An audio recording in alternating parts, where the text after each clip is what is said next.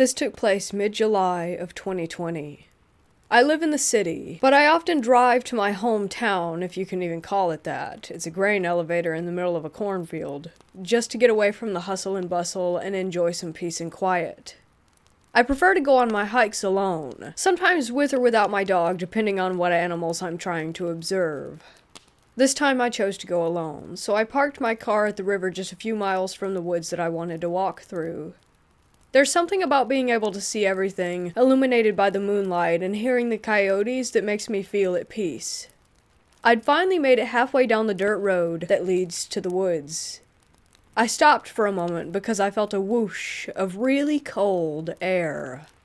I thought that was so strange because it was a muggy Indiana night, around 80 degrees. I stayed there for a moment looking around to see if there was a logical explanation for the draft that I could see with my eyes. But nada.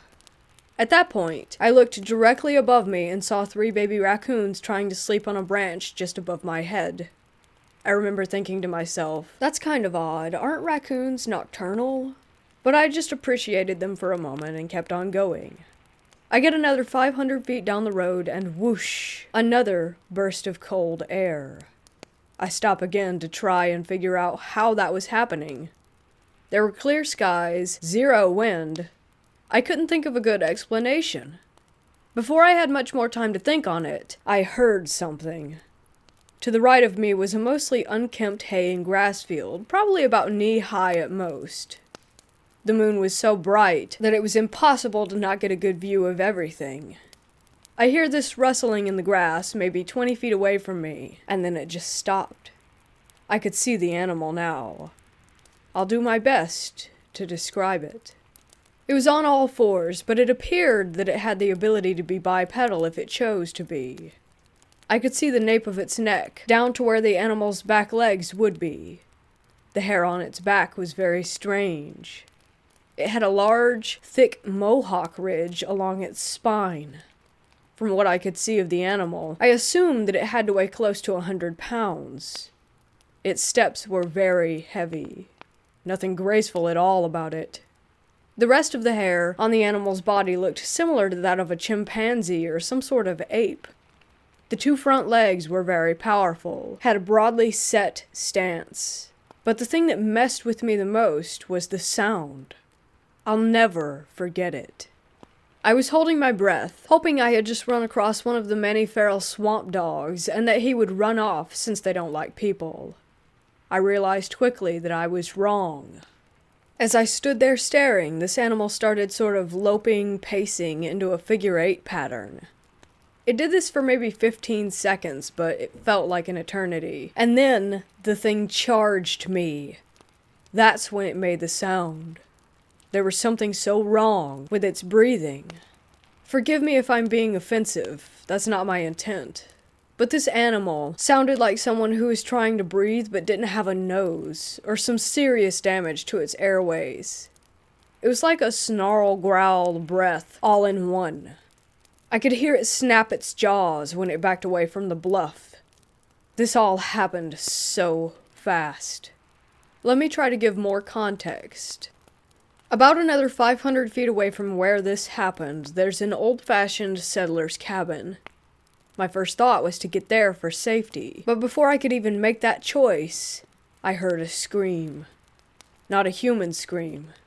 I'm not an expert, but through my many years of living in the woods and observing the different animals, I've got an okay ear for knowing what animal calls come from what animal. This scream sounded like a mountain lion. We don't even have those here. So basically I had to say no to that plan for safety. But wait, there's more. If you continue down the dirt road past the abandoned cabin, there's a small parking lot. The reason I didn't take my car there is because you're not supposed to be in that park at night. Well, someone else was there too. After I heard that scream, I heard a car and then started to see the headlights come over the hill toward me by the cabin. At this point, I was flipping out. The crazy animal that charged me was nowhere to be seen. There might be a crazed wildcat just a few feet away, and now some Cutlass Supreme is hauling ass in my direction. In all my wisdom and fantastic decision-making, I dove into the hayfield to hide from the car. Yes, the same field that the crazy animal was in. Thankfully, they didn't see me, but they were absolutely flying, tearing out of that place like a bat out of hell. It made me wonder if they had something to do with the screaming animal, or the weird one in the field. Needless to say, I had had enough of that night, and cut my way through other properties and woods to get back to the river where my car was.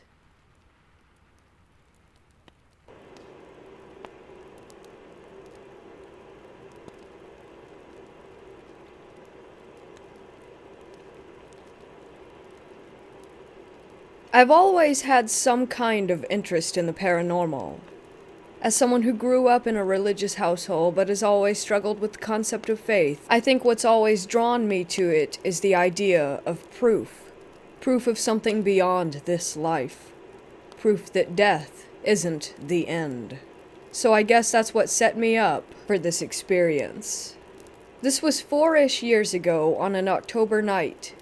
This happened with 2 friends of mine who I'll call Jim and Lisa. I've known Jim since 2nd grade, and Lisa since high school. Lisa and I went to the same college for a bit, and we had a mutual interest in the paranormal. Given the time of year that it was, close to Halloween, we decided to go and do some ghost hunting of our own. I called up Jim, who also had some interest, and planned to meet up and drive to a local cemetery not far from where we were. So this place definitely has the spooky factor to it. It's on a residential road, but the section the cemetery is in is really wooded and separated from everything. It's set back on a hill, and carved into the hillside right up against the road are the keeps that they used to lay bodies out in when the ground was too frozen to do burials back in the day. Jim and I had scoped this place out during the summer during the day because it was close to where he lived, so I kinda knew the layout. We all met up and parked next to it. I had brought a voice recorder from school. I worked at the school radio station, so it was fairly nice. We started walking around and asked some innocuous questions. Lisa claims to be sensitive, which I'm skeptical of, but that will come into play a little later. As we were walking around, kind of creeped out, we walked toward the back of the cemetery. It goes fairly far back, so we were poking around reading stones with flashlights when Lisa and I could swear that we heard someone walking around near the middle of the cemetery. All 3 of us were together near the back, and there was 1000% not anyone else out there. Could it have been some college kids hyping themselves up? Maybe. It's hard for me to really confirm with hindsight whether we were being overly imaginative, but we were pretty sketched out. After about 15 to 20 minutes, we figured that we should pack it up. Lisa and I were kind of freaked out still because we were fairly convinced that something was walking around near the center of those headstones. She also kept saying that she felt like something was compelling us to leave, and that we weren't welcome. Jim was kind of indifferent and wasn't really noticing anything super crazy, so we started making our way down the hill. This is when a weird thing happened. As we were walking down the hill, I heard a stone skip past me as if someone had kicked or thrown it. I figured that it was just Jim, as he's apt to do that sort of thing. But as I looked and was about to say something to him, he was about 10 feet to my left. He definitely didn't kick anything at me. The weirdest stuff that we found was on the recorder when we got back. I want to make this clear, this was not a super windy night. There was a light breeze at best. But the recorder sounded like it was windy as hell because we caught a ton of what I call interference. It was really deep bass tones that sounded like the microphone on the recorder were being overloaded. The creepy part was that there were times where there was a rhythmic quality to it, like something was speaking but couldn't get through fully. I'd say it sounds like when someone's talking in another room with the door shut, where you can hear the noise, but not much in the way of actual words. I did get it on the other investigations with this recorder, but never at that level. So while it's possible that it could have been an issue with the recorder, I'm not entirely sure. We also got some really direct, creepy EVPs. Toward the end of our time there, you can hear me on the recorder saying, "Hey guys, we should go," in reference to the creepy walking sounds from the middle of the cemetery. During the discussion from the three of us, there's a moan that's pretty audible that no one heard while we were there. It sounded like something was upset that we were leaving. This was reinforced by a minute later when Lisa asked, "Do you want us to leave or do you want us to stay?" And a voice pretty clearly answered, "Stay. I want you to stay," which was creepy enough to hear in general, but the whispery quality to it makes the hair raise up on the back of my neck. The epilogue to this is Lisa claimed that there was weird stuff happening all around her house the weekend after we went. Banging on the wall, noises in the other rooms. Full disclosure, Lisa does have a bit of history with mental illness, so I guess you might could chalk it up to that. The part that gives me pause is that we were talking about this at school one day and her sister called from the house complaining about all the weird crap that was happening. While I think her sister also has some sort of history, I think it's mostly anxiety-based, but I'm not 100% sure honestly. I do find it a stretch that her sister would call and make a big deal out of it if stuff wasn't legitimately taking place. I only wish that I'd gone to the house and experienced whatever it was firsthand just to see for myself.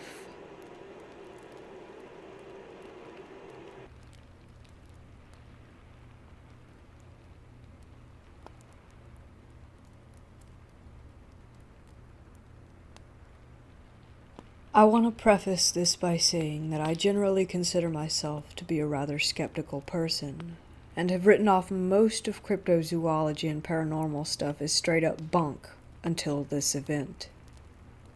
I try to see if there's a realistic reasoning behind most encounters and stories, if that makes sense. Now, let's get to the meat and potatoes of this story. It was the late summer of 2005 in Northeast Ohio. I was heading into my junior year of high school. I was spending the night over at my best friend's house, and we decided for the hell of it to just go crash outside for the night, with just sleeping bags. It was a peaceful enough evening. The weather was nice, balmy, kind of warm, and the air rang with the pleasant symphony of crickets and far-off spring peepers. Skies couldn't have been more clear, as it was that special sort of feeling in the air where you were far enough away from the last time it rained that the air didn't feel heavy anymore, and actually felt inviting instead of humid and miserable. This was as close to a picturesque summer evening as you could get. Everything was blanketed in the dark blue elegance of the evening light. Falling asleep was easy enough. This was a year that mosquitoes were remarkably in pretty low numbers, making sleeping unprotected with just a sleeping bag simple for once. Eventually, as bad luck would have it, I had to answer the call of nature, so I was roused from sleep to do so. My buddy's yard was a fairly large-sized one with an area of woods bordering most of it. After finishing, I staggered back over to my sleeping bag and noticed that my friend was not in his. We were staged a few feet apart in case a bear came and got someone in the middle of the night or something. It would leave enough time for the other one to run to safety. You know, bro stuff. In any case, I catch him in my peripheral vision just kind of standing along the side of a shed that was in his yard. I wasn't kidding when I said that this night was picturesque. The sky was so unnaturally clear that the starlight and what little of the crescent moon we had left led to quite a bit of light despite being in the dead of the night itself. However, the area where we chose to pee, with the shed included, happened to be nestled along the part of the yard that was the thickest with trees, leading to a large portion of the yard still being under heavy shadow. Kind of funny to think about, isn't it? Having a well-defined area of shade in the dead of night when you expect everything to be dark. Oh, have I mentioned that at this point it was also suspiciously quiet? The idyllic chirping of the frogs and crickets that had earlier ushered me to sleep was now nowhere to be heard. I hadn't realized it when I first woke up to do my business, but it was quiet the whole time since I had woken up. Honestly, the fact that it was so quiet may have been why I woke up in the first place, on top of answering nature's call. Focusing my attention back on my friend, I'm noticing that he's still standing by the shed. He was around the corner away from me, so I had to approach him from behind, and thankfully it seemed he was going to be done using the bathroom. And thankfully it seemed he was done going to the bathroom as his pants were up. "Hey, what are you doing just standing around there?" I ask as I circle around and approach to his left. I didn't even need to wait for an answer before I immediately saw what had him frozen. Roughly about 30 feet away, hidden among the thickest area of forest in the yard, way back behind the shed, it stood. I'm not the greatest with words, so please bear with me as I try my best to describe what befell my eyes. This creature was perhaps a few inches taller than myself, and I was 6 foot at the time. However, that's where the similarities end. It stood on 2 legs with a hunched posture, as it appeared to have had its shoulders raised up with its head leaning slightly forward. It had arms, but the forearms were a bit longer than the upper arms, culminating into sickly-looking hands ending in long points, almost like claws. Though bathed in starlight and shadow, I could discern the skin of the beast was about a dark blue, dark grayish color. The head itself was mostly obscured by the shadows, but retained a general humanoid appearance. I couldn't make out a mouth or a jaw, but the most unnerving thing about it was that its eyes glowed red. Well, perhaps glowed is a bit of a sensationalist term. It actually looked more like the red eye effect from old photos. However, it definitely illuminated the area immediately around the eye sockets. So perhaps illuminate is the better term.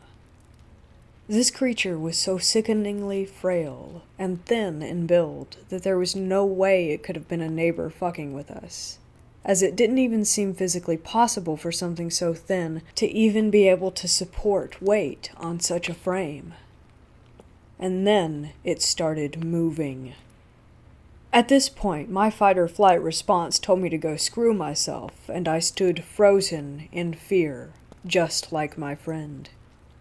The beast, already a horrific bastardization of the human form, now grotesquely bobbed its body up and down, as if attempting to take off in flight. I didn't notice it before, but there appeared to be a sort of cape behind its back. Though I say cape, it appeared to be of a ragged, fleshy texture, as if the skin on its back was flayed off and was dragging behind its arms. This sickening flesh cape waved with each flap of its arms, giving the illusion of wings. But that wasn't even the worst part. It emitted a noise. This wasn't a growl or a roar or even a scream. The sound it made was akin to a raspy inhale, like someone deeply out of breath. However, it still wasn't quite like that. There was like a sort of reverb to its breathing. It echoed quietly, yet still managed to be one of those sounds that you feel in your bones, each graveling breath raking its claws into your very soul as you're already frozen in horror. This dance felt like it went on for hours, but in reality it was only a few brief moments that passed. Our bodies finally made enough adrenaline that we were able to bolt and sprint to his house. We talked about it a few days later, but after a point just didn't feel like reliving it anymore. Until we researched what cryptids were and settled on the idea we came across, and decided that people would think we were just full of it, and decided to not bother talking about it at all. To this day, I still don't know what I encountered, but this experience has subconsciously kept me terrified of being in wooded areas after dark for all these years. In fact, last weekend, my wife and kids and I were camping at a state campground, and it was the first time I had been outside at night in the woods since that day, and I was scared all night long. Thankfully, nothing happened, and we had a nice weekend, but it's crazy that this experience has affected me for so long. My wife was the only other person I shared this experience with, and at first she laughed it off, thinking I was kidding, until she saw how solemn that I got when I talked about it, and could see that it clearly was not a joke to me. She then confided in me that she's experienced her own paranormal things, so that's fun too. Superficially, I would say it resembled what people have described as the Mothman, but I never actually saw it take flight, and the eyes didn't glow nearly as bright as reports made it out to be. Also, the wings only looked like wings when it was flapping its arms, and I doubt that it could have actually flown with those raggedy skin flaps. But I'm definitely not going to be trying to figure it out. The only other guess was some kind of crawler, maybe, but I never saw it make any other action aside from the bobbing and arm waving.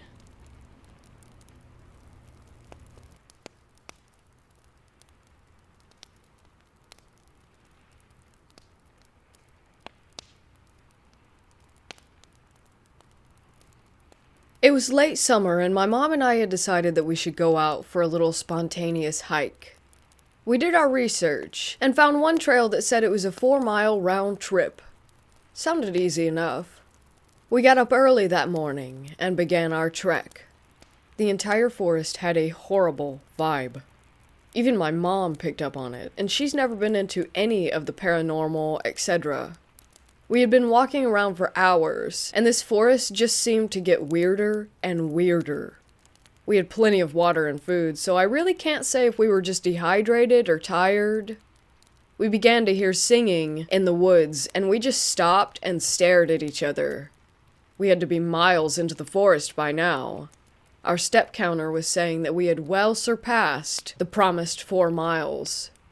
Where on earth would singing be coming from out there? We just looked at each other and began laughing. I remember her saying, "No way," and shaking her head and carrying on. It had been quite some time now, and we hadn't encountered another person on the trail.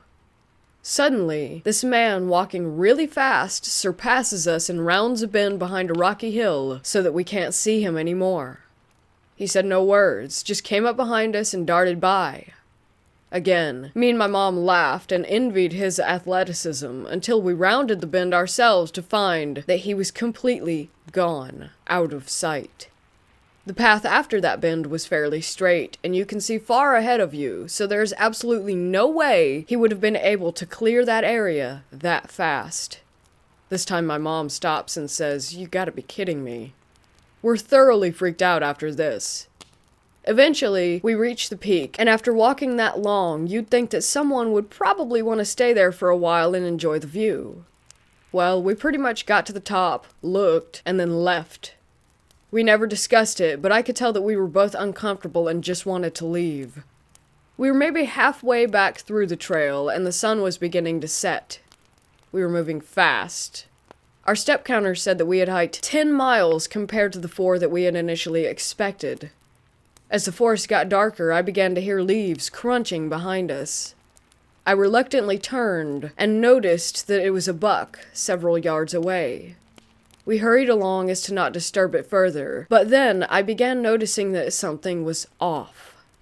It was following us from a distance. It did so almost like a predator, hiding and peeking. I tell my mom that we were being followed by the deer, and we were pretty much at a jog at that point. The buck would not let us go. I would sometimes notice that it would catch up and follow just beside us. It always remained several yards away, though, always lurking, head down. I've lived out in the country my entire life, and I've seen all the deer that you can imagine. I've never been followed by one like this. This seemed more than just curiosity. It felt horrible. Predatory. I felt like I was in danger. Always hearing those footsteps behind me. The feeling of being watched. Clearly, we made it out unharmed. But I really wonder if it actually intended to hurt us, or if it was just ushering us out of the forest. All in all, it was a freaky experience. Something is definitely up with those woods.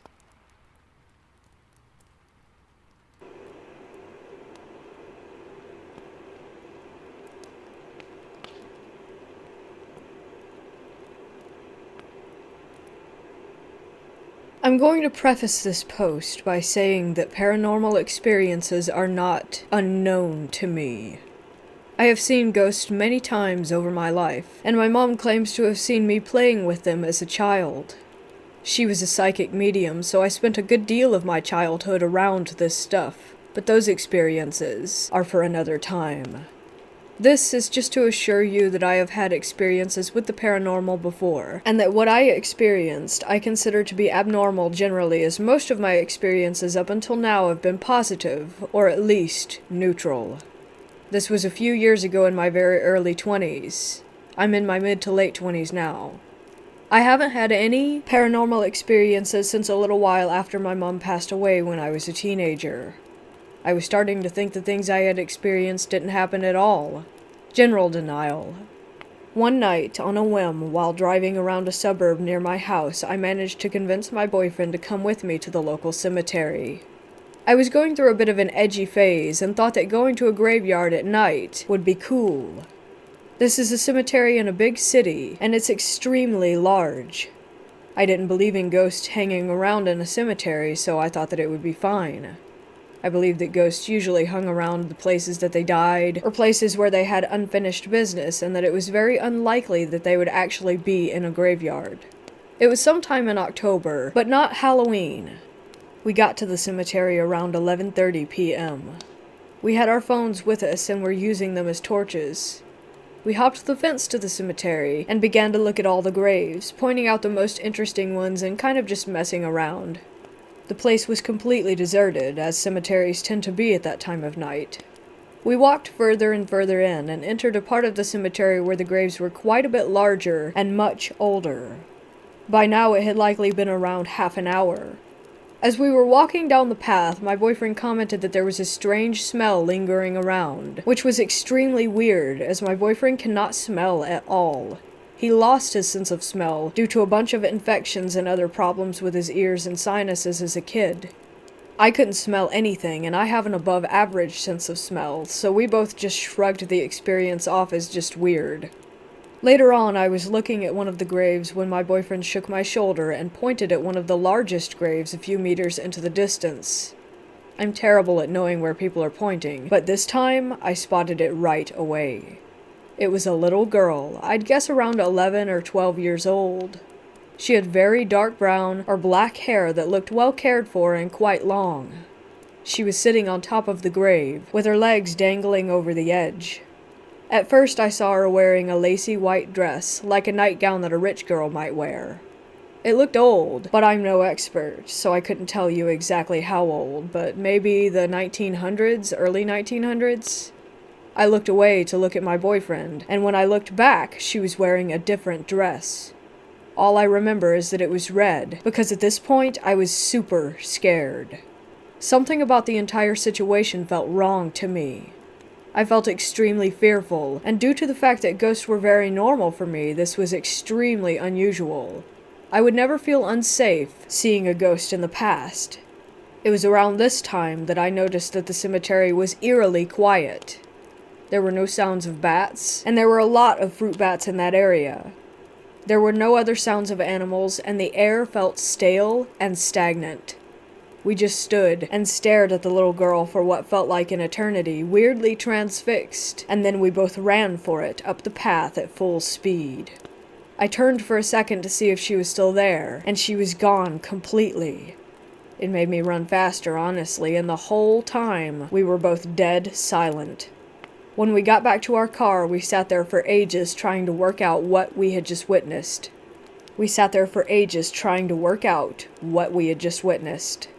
We were trying to rationalize it, but as we have both had paranormal experiences before, we knew it had to be a ghost.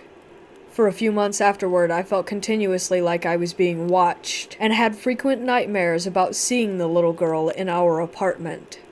I always felt uneasy. We eventually moved around 30 minutes away, and the feelings and the dreams stopped. I've since tried to research the ghost, but haven't had anything turn up, though there is a local ghost tour at the cemetery, and maybe the guide might know something. Ever since then, my paranormal experiences have been more frequent, and have been getting more unsettling and disturbing. My boyfriend has been experiencing things more frequently as well.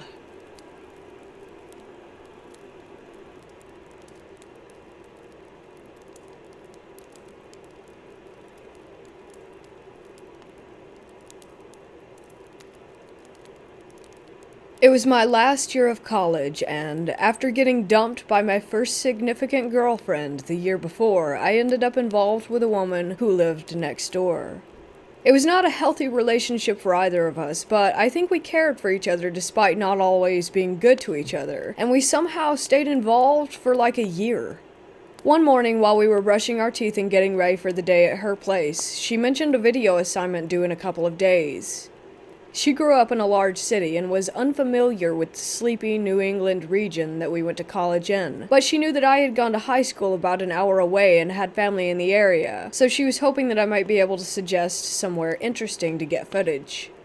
I suggested that my parents were buried in a pretty cemetery near the high school in town, and that I hadn't stopped to pay my respects for a bit, so I'd be happy to drive her over there after classes.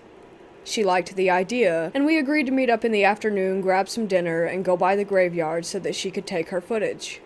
Only we kind of screwed up. It was probably late fall by that point, and the days were getting noticeably shorter. If I remember right, service was slow at the restaurant too. By the time we were getting into my hand-me-down Dodge Grand Caravan to head out to the graveyard, the sun was going down. Not ideal for shooting some quick, amateur footage for video class. As I said, the graveyard was near the high school, which was a little outside the town proper. You passed the school, and then there was this windy road kind of into the woods and up a sizable hill or small mountain overlooking their football field. About halfway up, there was a turn off into the cemetery. It was a peaceful little spot, and my grandparents had plots next to each other. I had visited a lot in the daytime in my first couple of years of college. My grandmother had passed away when I was in high school, but my grandfather lived on a few more years until passing away early into my first years of college. Since I was nearby, I visited him a fair bit as his health began to decline, and in retrospect, I really value those opportunities to spend some one-on-one time with him, even if I feel a little guilty for not appreciating it at the time. I was a snotty 19-year-old and didn't realize what a cool guy that he actually was, and how lucky that I was to be part of his life in that way. After he died, I continued to stop by the cemetery several times a year to check on their grave sites and pay my respects. I had been to the cemetery a lot, but never after sundown. There were two entrances. The main one that took you through the center of the graveyard, and a side entrance that led out onto a little road, just big enough for one car that was a straight shot to my grandparents' plots. To the left of this little gravel road was an open field with newer-looking graves, and to the right was a more overgrown area with older-looking headstones, and the real tree line for the woods beyond that. Even in daytime, because of the brush and the shade from the trees, it always looked dim off that way, and my sister and I had both remarked about how it was kind of creepy over there. So this woman I was seeing and I were driving to the cemetery at sundown, just hoping that we'd be able to get in and figure out how to get some footage for her assignment. The main gate was locked, but the side entrance was open, which was better for us anyways, since it was the more direct route to my grandparents' graves. I pulled the minivan in slowly, careful to stay off the grass as much as possible, and we stopped and got out at the intersection nearest to where my grandparents were buried. She got the camera she had checked out from the school's library equipment room and was trying to get some footage of the headstones or something while I walked over to say hi to my grandparents. Only it was too dark, and after a couple of minutes she asked if I would turn the headlights on to see if the light would help her get something usable. Not knowing how long we'd be out there, and not wanting to drain the battery, I decided to just go ahead and turn on the engine too. After a few more minutes, the van started acting weird. It wasn't a new vehicle. My parents had bought it before I was in high school and had given it to me years before, so I was pretty familiar with the sound of the engine idling. That night in the graveyard, the engine began to make unfamiliar noises. It was very high-pitched and loud for an idling vehicle. That immediately raised concern for me because the last thing that I wanted was for the van to break down in the middle of the cemetery where we may or may not have been trespassing. I started to walk back toward the van to investigate. As I walked toward it, though, the headlights began to flicker rapidly. It was sort of an inconsistent strobing effect, which was like a what the heck kind of thing. They had never done that before, and never did it after. Same with the engine noise. Then I heard something even more disturbing. To my side, off in the wooded area with the older graves, something started moving around in the brush. I looked, and in the darkness, I swear, I saw movement to accompany the sound. I couldn't see what it was too dark, but something was coming slowly towards us out of those woods. I instantly felt as if it was time to go, and that we shouldn't be there. Fortunately, my companion agreed, even though she hadn't got enough footage, because she heard the approaching rustling as well. We got into the van, which continued to sound really weird, but thankfully it went into gear and drove normally as we got the hell out of there. The lights stopped flickering as I got turned around, and the engine sound returned to normal as we approached the gate. The most rational explanation for the rustling was an animal, but that didn't explain the van acting so strangely. I kept it for another 6 months before trading it in, and it never made noise like that while idling again, and the headlights were always reliable, never flickering. I also have had other strange experiences in my life, but this was the first and only time I ever felt that overwhelming sense that I had to leave or that I shouldn't be somewhere.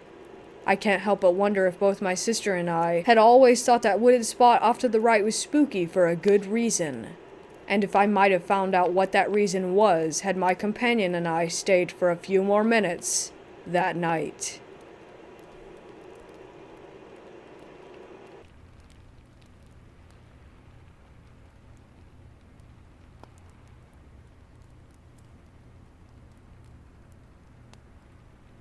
A few days ago, I started writing a script for a horror film.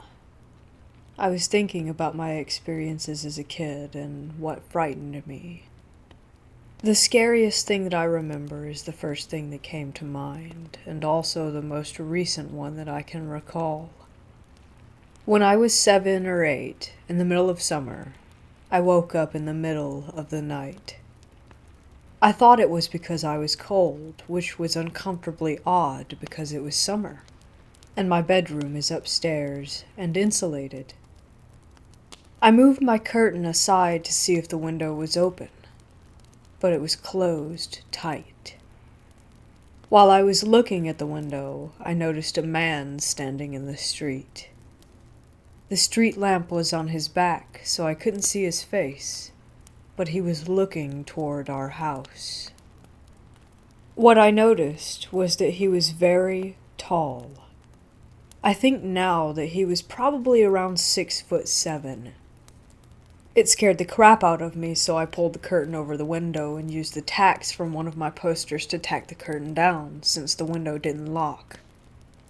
I covered my head with my covers, because I knew that my dad would say it was a nightmare and give me a hug before sending me back to bed. I eventually did fall back asleep, but a few hours later, I woke up again. It was still very dark out, probably around 1 a.m. The first thing I noticed was my bedroom door was open, and I always shut my bedroom door because I'm a very private person. I got out of bed and went to go to the bathroom. I made sure as I was leaving the bathroom to close my door. Once I was done, as I was going up the stairs, I noticed that my door was open. At this point, I was pretty freaked out. I went into my room, and my heart dropped into my stomach. My bedspread was torn from my bed. The sheets were strewn across the floor. All my pictures and posters were taken off the walls, and the dresser was emptied onto my bed. I went into my sister's room because it was right across the hall. I felt even worse when I did this because she was fast asleep and all the papers had been pulled out of her desk. I woke her up, shaking her as hard as I could. I told her what had happened, and we both ran downstairs to my dad's room. He helped us search the house, but we didn't find anything. Nothing had been taken, and my sister and I's rooms were the only ones that had been trashed. We both slept in the living room for a few days, because it was by my dad's room, but nothing happened, so we went back to life as normal, and eventually forgot about it, until now.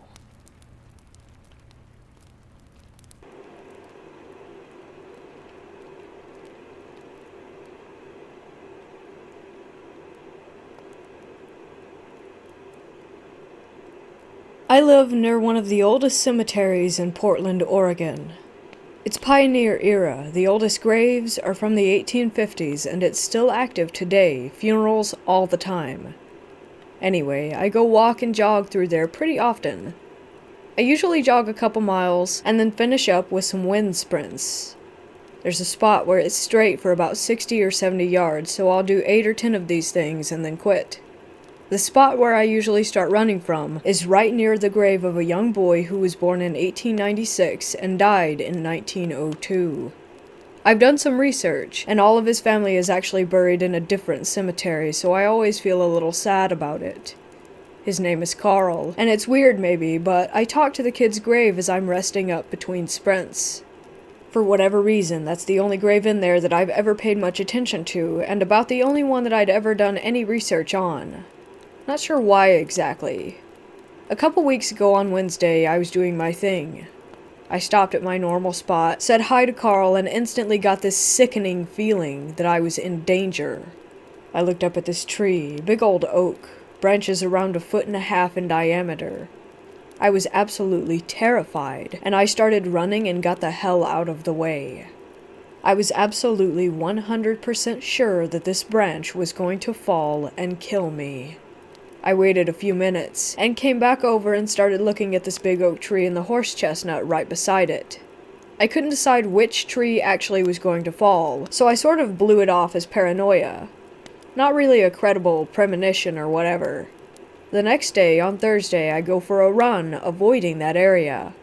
When I finished up, I went back and stopped next to Carl's grave. It was a little later than I usually go, mid-afternoon, and it's getting pretty hot out, so I wasn't really looking forward to running more. I didn't actually hear anything, but something told me you shouldn't go any further. So it's hot, I'm tired, I'm paranoid. I noped out and went home. The next day, it's Friday. I go back into the cemetery. A massive branch from the oak tree had fallen, knocked about 5 branches off of the horse chestnut. It all landed on Carl's grave and right on the part of the path that I usually jog on. Some parks workers were already cutting the trees up to clear the way. I asked one guy when it had fallen, and he said it had happened sometime on Thursday afternoon. I have no idea if I actually would have been there at that time at that spot, but it was weird enough to freak me out a little bit. Anyway, thanks, Carl.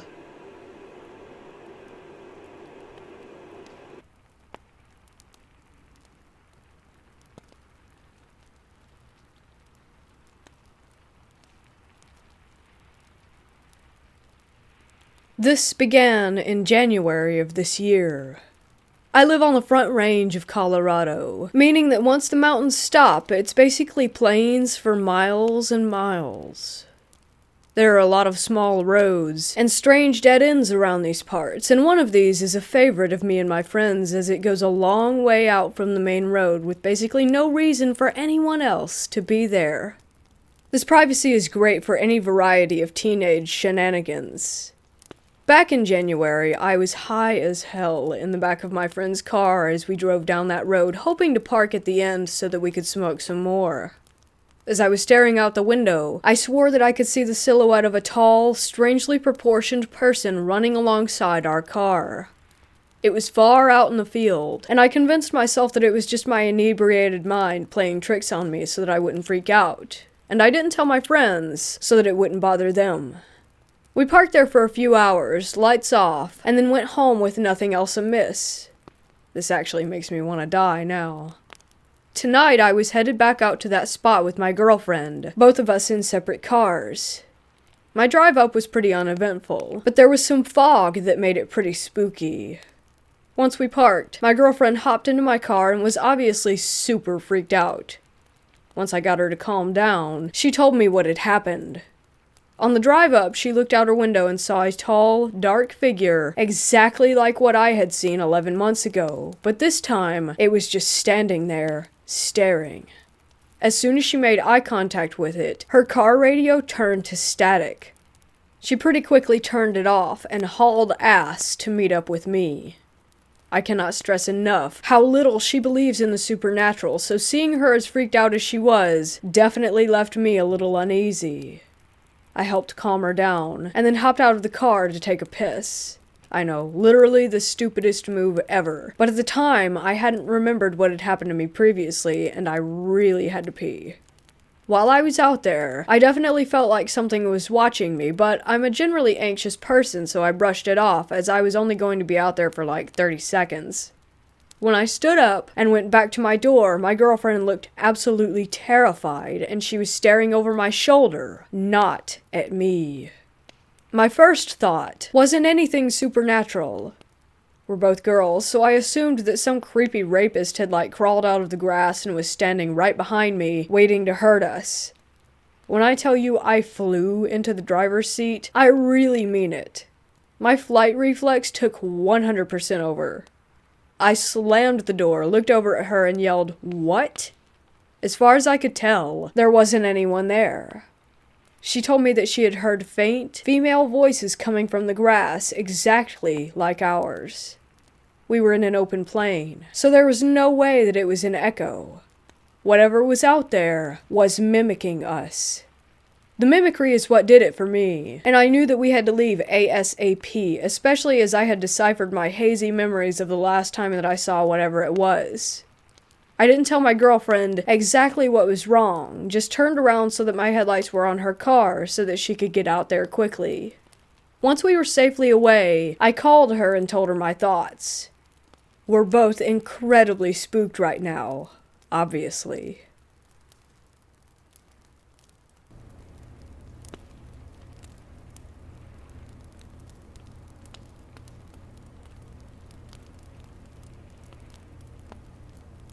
I get sleep paralysis, and it's always the same thing. A pair of young twins would appear. One was in a little dress and pigtails, the other with suspenders and slacks. They never talked, let alone gave me their names, so I called them Tammy and Tucker. They had black skin. Not like African American skin, but black as the night, barely more than a living shadow, with yellow eyes that flickered. The way that they moved was just freaky. They changed positions with my every blink, like a weeping angel, or SCP-173. For the first hour, or 5 blinks after I woke up, there was nothing but the darkness of my room. Then my vision would get slightly lighter, like I had an invisible nightlight that just lit up my whole room. On the next blink, my closet door would open, with a little clawed hand peeping out like it had been in the middle of clawing its way out of the dark depths of my closet. On the next, a hand would appear on the floor under my bed, and the one in my closet would be a full arm. My bed had about a foot of space under it, so I imagine a small child would have no trouble fitting underneath. On the next blink, the hand under my bed would be flipped, frozen in time in the middle of clawing at my bedsheets, and I would see Tammy's head poking out of my closet, staring at me. On the next blink, I would see Tucker's head poking out of the underside of my bed, and Tammy would have moved onto the ceiling on all fours, her head broken around just to stare at me. And then, on the next blink, Tucker's head would be upright, his chin resting on my bed, staring at me with his flickering eyes, and Tammy would be closer. On the next, Tucker would be at the foot of my bed, on his knees, staring at me, and I would be able to feel his weight. Tammy would be in the middle of my room. On the next, Tucker would be sitting on my thighs, and Tammy would be at my bedside. And on the final blink, I would see their mouths open almost as wide as their heads, revealing rows upon rows of pearly white teeth, curved like daggers, ready to sink into my flesh, so close to me that I could feel their breath, cold as ice, on my face. Then, with the last blink, they would be gone. No traces of them left, except for the bruises that appeared on my legs the following morning. One of the many reasons I would have trouble falling asleep is that once the paralysis started, my eyes wouldn't allow me to surpass the amount of time that the twins wanted me for, and I couldn't just rapidly blink for them to go away. It was as though my eyes were being held open against my will. Once the paralysis wore off, about 4 blinks after the twins left, I wouldn't be able to make a sound until I drifted off to sleep.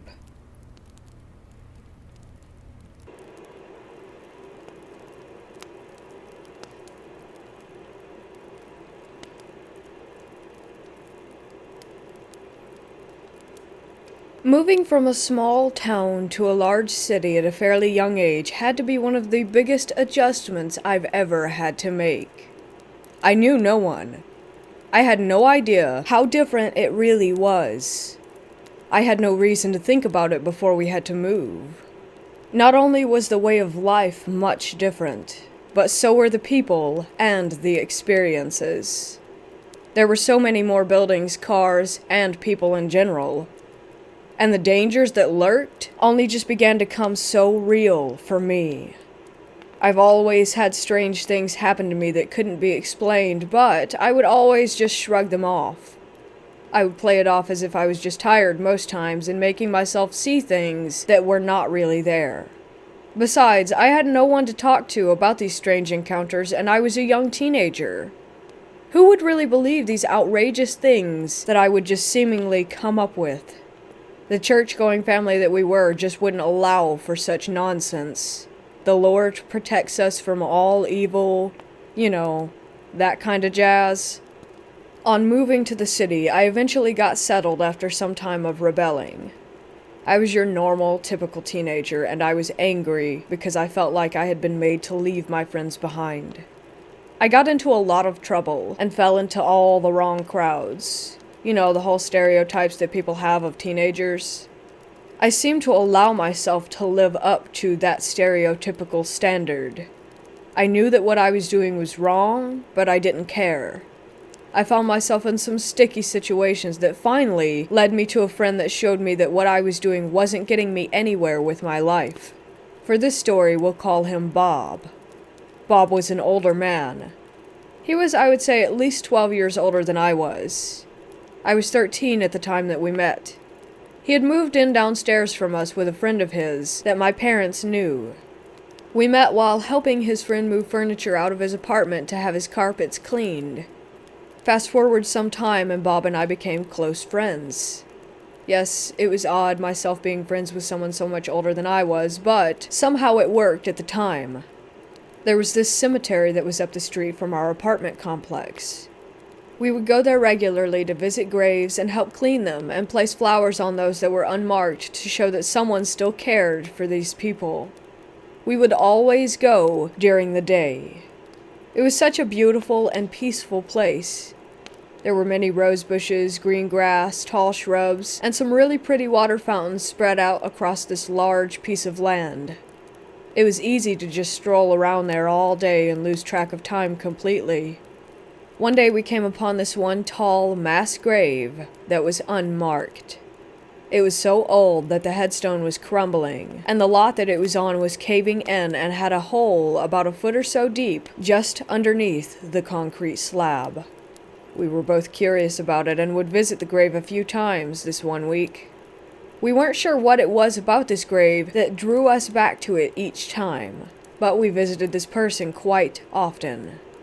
I can recall this time that we had gone later in the day. It was just an hour or so until it got dark. We were never there when it was dark because they locked the gates, and if they found you there after a certain time, they would kick you out. But they never saw us or bothered to tell us to leave. We were, of course, at this unmarked grave once again. Nighttime had finally fallen, and it was pretty dark. There were a few lights in the cemetery, but it was just a soft glow that filled the area we happened to be at. Bob and I wandered around that unmarked grave, and were admiring the other headstones around it. We just couldn't believe how old that they actually were. We ended up circling back, getting ready to head home. We walked back past the unmarked grave to say goodbye. I remember standing there on the side of the grave, where the hole was. I was just thinking, how could they not fix this, and wondered how far down that it went. Being the curious idiot that I was, I kneeled down next to this hole and decided to stick my arm into it. It was so deep that you couldn't feel any kind of gravel or soil below. I guess Bob had just kept walking, so there I was with my hand in this hole below this concrete slab. I stood up and went to turn around to walk toward Bob. He was a ways off in the distance, but I could still see him. Before I could take a step, though, I felt like my body wasn't moving. It was as if someone had a huge hold on me. I couldn't move, and I couldn't speak. I was stuck. Bob finally notices me standing where he left me, and starts yelling for me to come on. But there was no moving for me, and I felt this grip just getting tighter and tighter.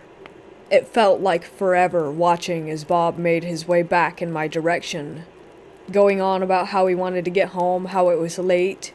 He was standing in front of me and looked at me like I'd completely lost it.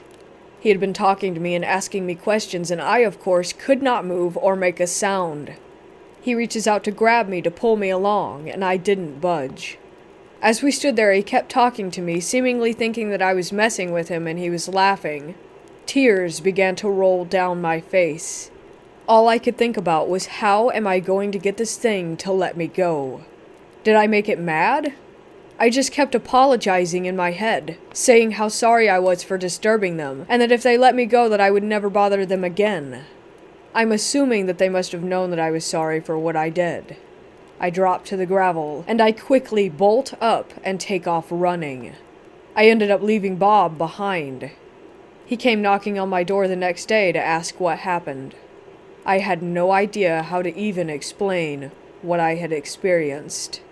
All I know is that I have never bothered that grave again.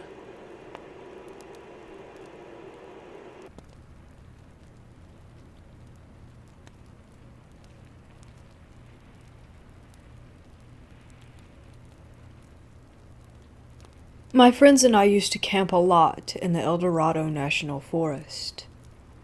We had a spot along Sopiago Springs we used to camp at a lot. One weekend, we decided to go for a 3-day foraging trip. We brought in MREs in case we couldn't find anything, some guns, and some supplies to set up shelter, but that's about it. The first night was chill. We cooked a bunch of crawdads and a squirrel my buddy shot, drank a few beers we'd brought, and slept fine. Next day, something felt weird to me. One of my friends who was with me and I had had some really creepy experiences in this part of the forest in the past, and it felt a bit like those. forest was dead silent, and you felt like something was watching you. I grew up in the woods, so I know the signs of a predator, but this felt different than a bear or a mountain lion. When night fell, my friends went 200 yards or so up the stream to do some stuff, and I was alone at the campsite. The feeling got even stronger, so I built up the fire nice and big and grabbed a gun. I kept hearing faint voices from the woods in the opposite direction from where my friends had went. They were low and distinct sounds, but they were creeping me out majorly, and my buddies had taken the only 2 flashlights. Poor planning in hindsight. As I peered out into the darkness, I caught a glimpse of something moving 50 yards or so out into the trees. I snapped the rifle to my shoulder and got the scope on it. It was pretty dark, and the only light was from the fire, but I could see the outline of what I was aiming at. It looked human, but was on all 4s. And its arms seemed a lot longer than they should have been. It stood a bit like an ape, but very low to the ground. I only saw it for a second before it loped off deeper into the woods. After I lost track of it, I'd hear light rustling in different directions around the camp, leaves scuffling, the occasional twig breaking. Always away from where my friends went. 180 degrees on the other side of the camp from their departure. I got the sense that whatever it was stalking me. I kept the fire high and was staying sharp, looking out into the woods. But I didn't see it again. My buddies came back about 10 minutes later to find me a paranoid wreck glancing at the tree line with the scope. I told them what happened and they got quiet. Then told me the reason they came back when they did was they started hearing the same shit that I was hearing by where they were, and it had spooked them. We spent the second night of our trip with a big-ass fire and 3 lookouts. Nobody slept that night. In the morning, we broke camp as quick as we could and hightailed it out of there. We never camped in that spot again.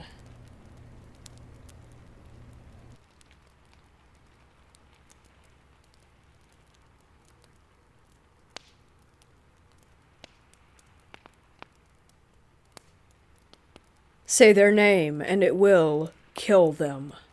We live in an isolated community on the Navajo reservation.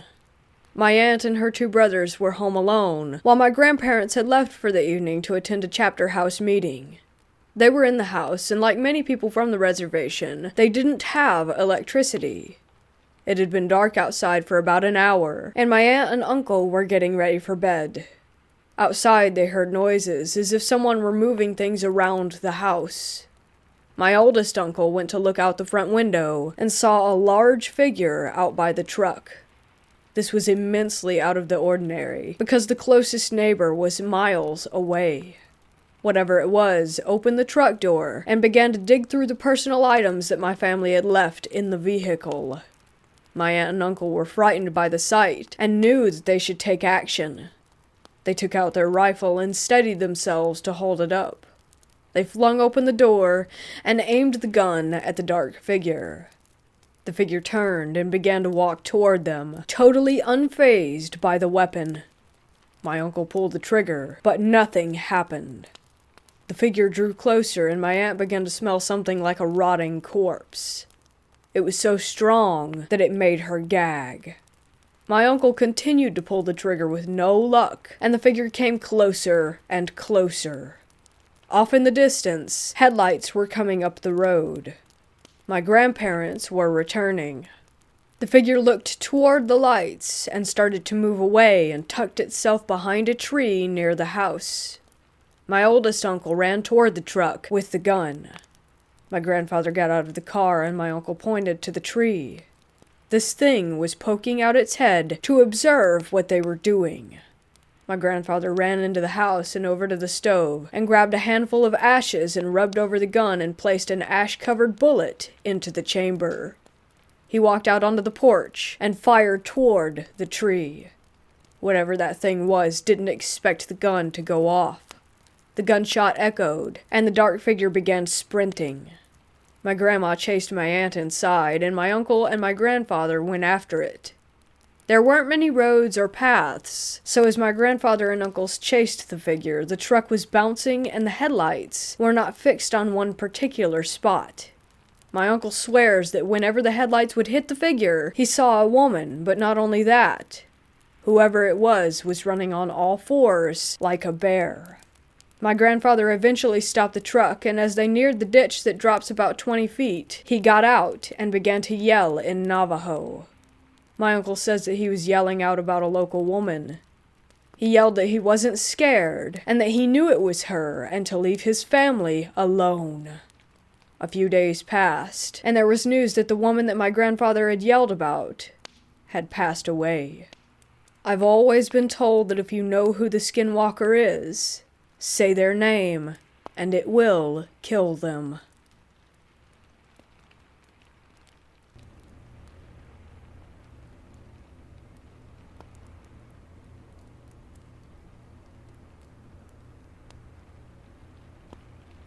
I posted this in a UFO subreddit, as I was not sure what a crawler was until after doing a bit of research.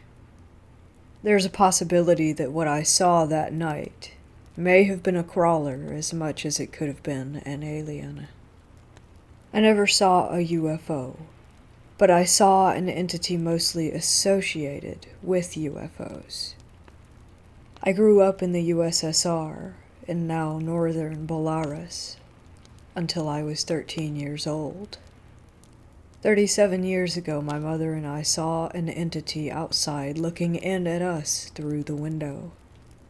It was hairless, pale white, huge, bulging black eyes, and it had teeth that were very small, very well spaced, skinny, and pointed, almost like an anglerfish.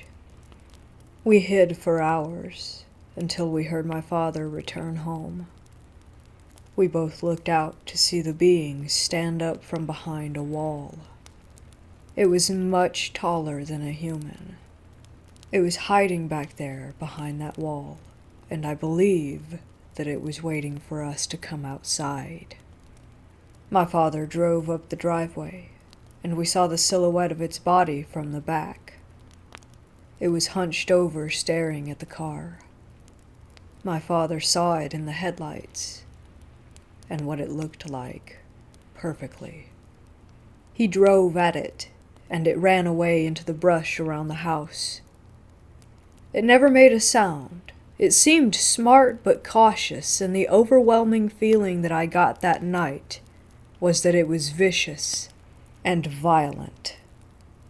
My parents spoke with the police, as we were so horrified about the encounter. After speaking to the police or the KGB, we were relocated and forced to never speak of the event to anyone. Within 30 hours, I was living in a new home nearly 100 kilometers away. I have searched for so many years for an explanation. I've spoken to government officials in Belarus. I have had interviews with people who lived near our home then, about 10 years ago. I have no answers.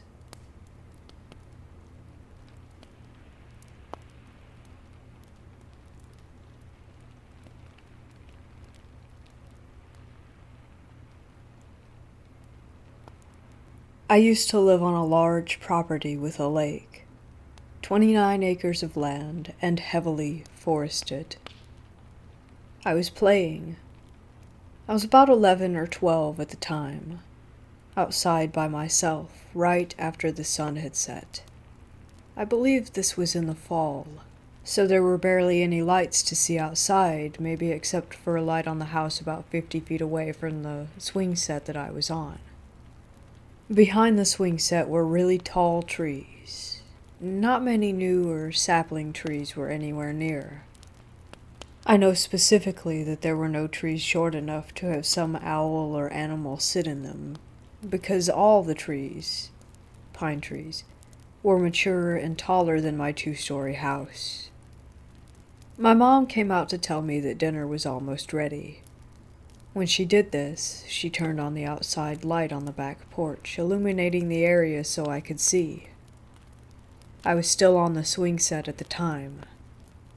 I start to get up and I turn around, I think to find my flip-flops, when I see 2 bright eyes reflecting the light of the outside light looking at me from about 20 feet away.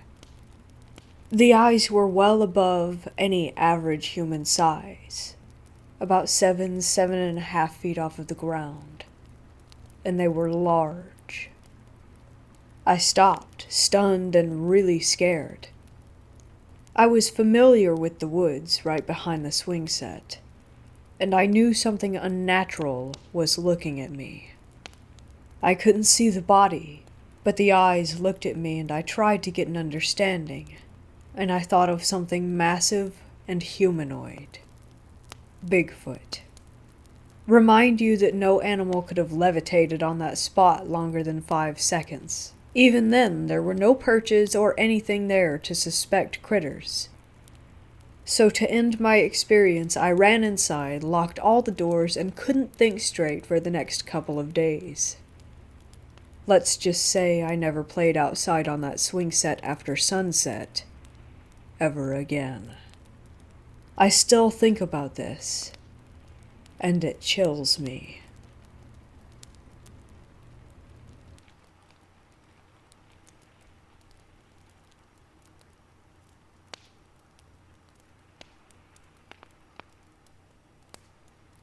When I was a kid, I used to go to summer camp every year. It was one of the things I really looked forward to, since I loved camping. One year, I had a particularly weird experience that was one of those situations which was both scary and in some ways kind of funny when looked back upon years later.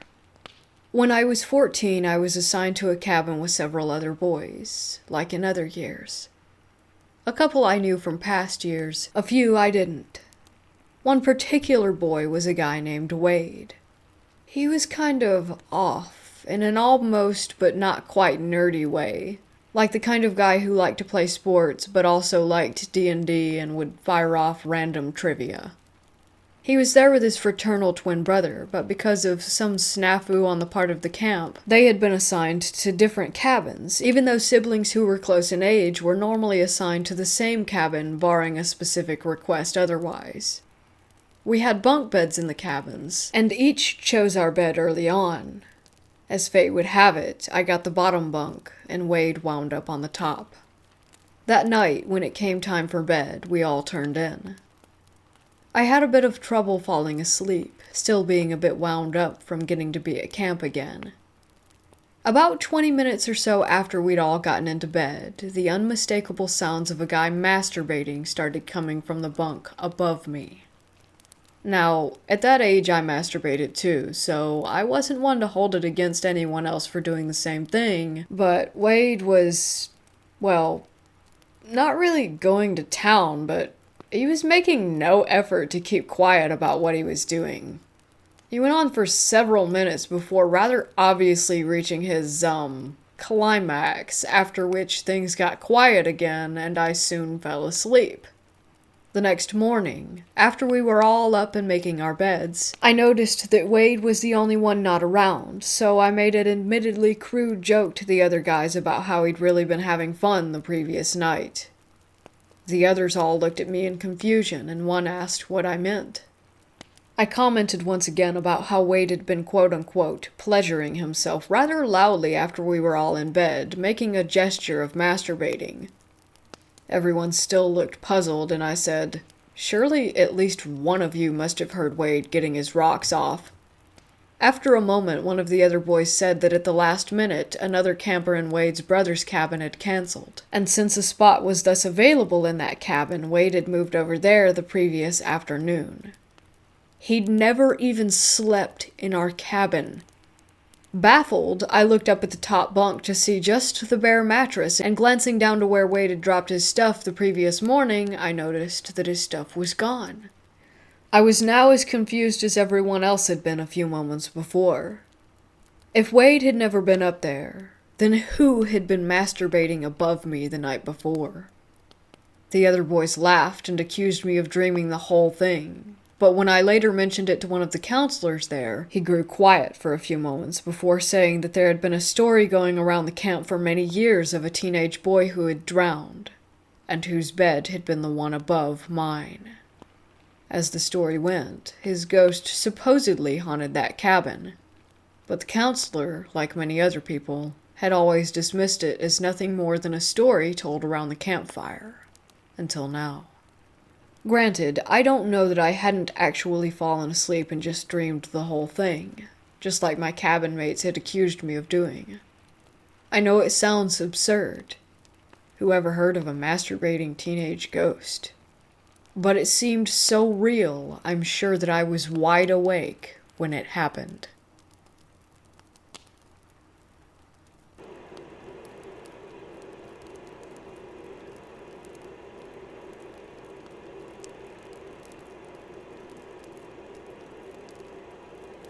I travel to many different cemeteries for work in Massachusetts.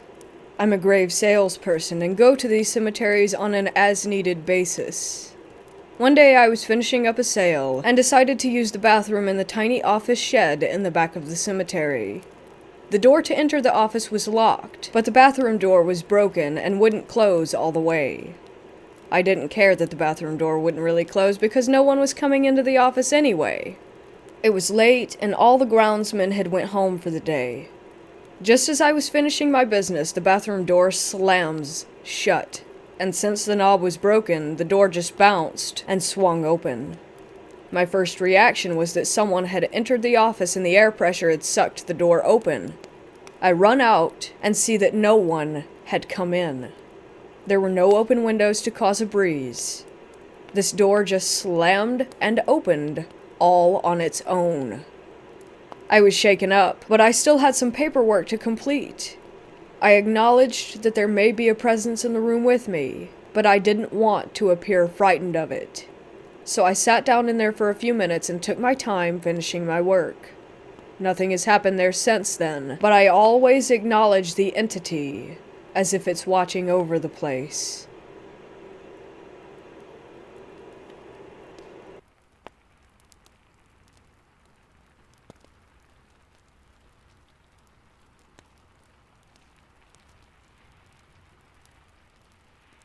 This is my sister's story. It happened when she must have been about 16. She's 22 this year. We live in Queensland, Australia, and this happened at my grandmother's house.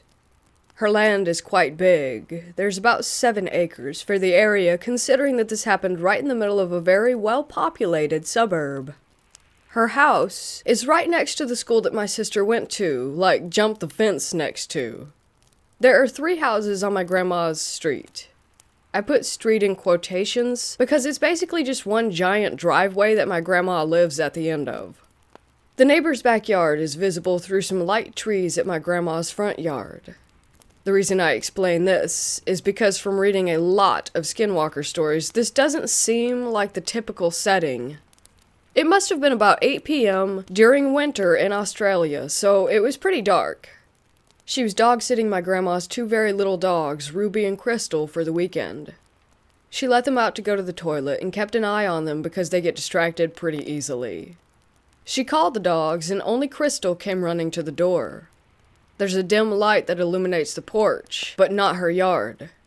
She could barely see Ruby, but she was just sitting there, staring at her. She called her name a few more times in a high-pitched voice, which the dogs always come running to. Ruby took a few steps forward and just sat down again, still staring at my sister. My sister always emphasizes that Ruby looked all types of wrong. Her face appeared as if someone had tried to draw Ruby from memory, but just couldn't. She explains that it looked like a human crawling, but as if they were a dog. My sister was super freaked out. She noticed that she couldn't see or hear Ruby anywhere. She closed the door and ran into the room where both of the dogs had been sitting and where she was watching TV. And there they were, sitting on their bed, acting completely normal. She ran back to the door, and the thing pretending to be Ruby was gone. She locked the door and went straight to bed. It wasn't until recently that she brought up this story again. She had told it many times before, but considering I was about 8 the first time that she had told this story, I wasn't paying much attention to it. I recognized it as a skinwalker since I loved the episode of the Jenna and Julian podcast where they talk about them. I went to my sister and told her that that was what it was. My sister and I, being the paranormal addicts that we are, spent hours telling our sister and dad about skinwalkers. To this day, I'm still terrified that we have skinwalkers in Australia.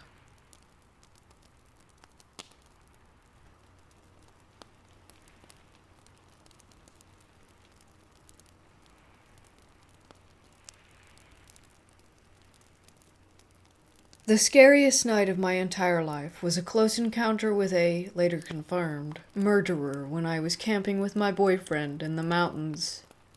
It ended with us running for our lives down the mountain in the pitch black, clutching knives and a hammer for self-protection.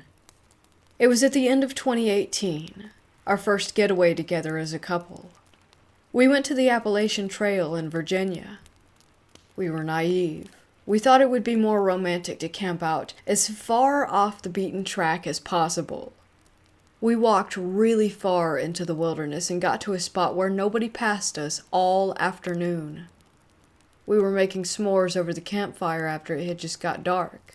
It was around twilight.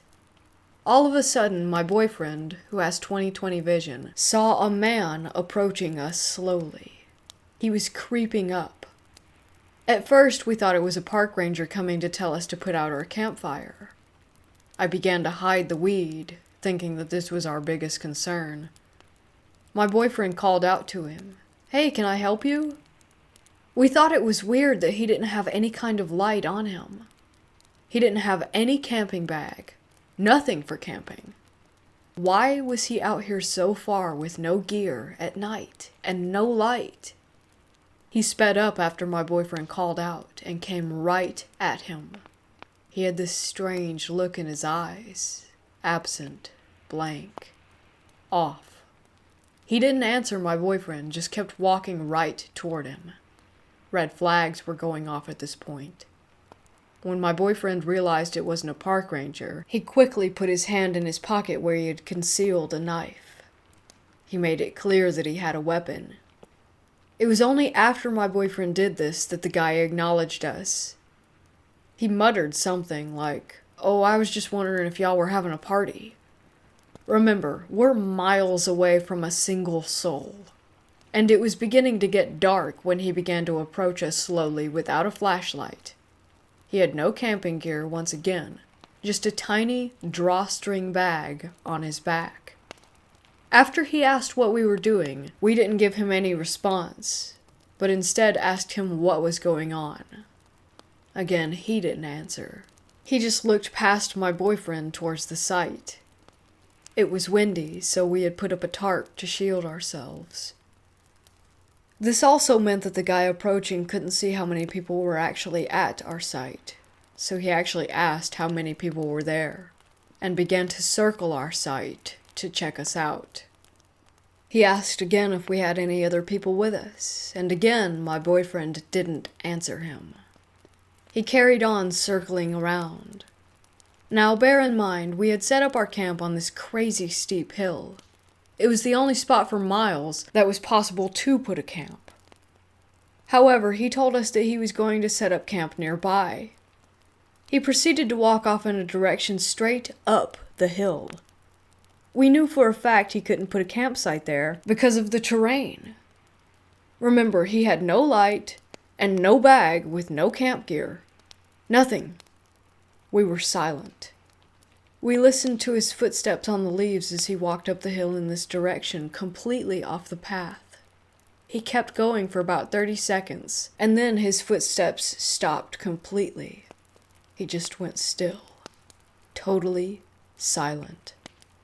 We knew he was still there, but we couldn't see him, and by this time it was dark. I started freaking out. I didn't want to seem like a pussy in front of my boyfriend. We had to talk about whether or not we needed to leave. My boyfriend handed me a knife and said that if anything were to happen to him, I should run. When he said that, I knew that it wasn't just me freaking out unnecessarily. He said we needed to get out of there, and to just grab essential items. I was terrified that he was about to shoot us dead. Later on, when I told my boyfriend this, he said no. This was the type of guy who'd probably prefer to stab his victims to death. We began to walk/run down the trail in the pitch black with our lights off for at least a mile. My boyfriend looked back to see him staring at one point. He ran behind me to protect me. This experience has stayed with me. I still can't think of a rational or non-menacing reason why that guy was there that night. I've tried. Now again, this was at the end of 2018, but my boyfriend, now husband, and I were remembering it last night. I decided to type into Google if there had been any murders in the same place around the same time. There were. A few months after our incident on the same trail, an unhinged man with crazy eyes approached some hikers at twilight as it was getting dark. He behaved in a deranged and aggressive manner before stabbing a man to death with a 17-inch knife. A woman that was with him ran for her life down the trail. Finally, she raised her hands in surrender and he began to stab her. Somehow, she managed to get away. The killer carried on wandering the trail and shouted out to other campers to give him a flashlight. They didn't, thank goodness. All of those details were the same ones as the guy who approached us. Same age, same deranged eyes, same lack of flashlight, same time, twilight, same look, same place. The more articles I read, the more I realized this psychopath had been roaming the trails harassing hikers for a while. A few different people had reported him. Not just us. Apparently, this erratic and violent psychopath was well known to law enforcement along the Appalachian Trail. His name is James Sovereign Jordan. We got lucky. It could have been us.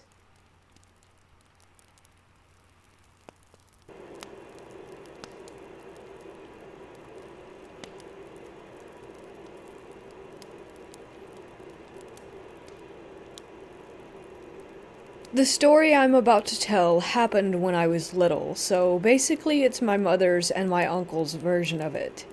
When I was 4 years old, I was really sick. I basically couldn't digest the food that I ate, so my body had no defenses. I even spent weeks in intensive care at the hospital. The thing is, nobody knew what was wrong with me.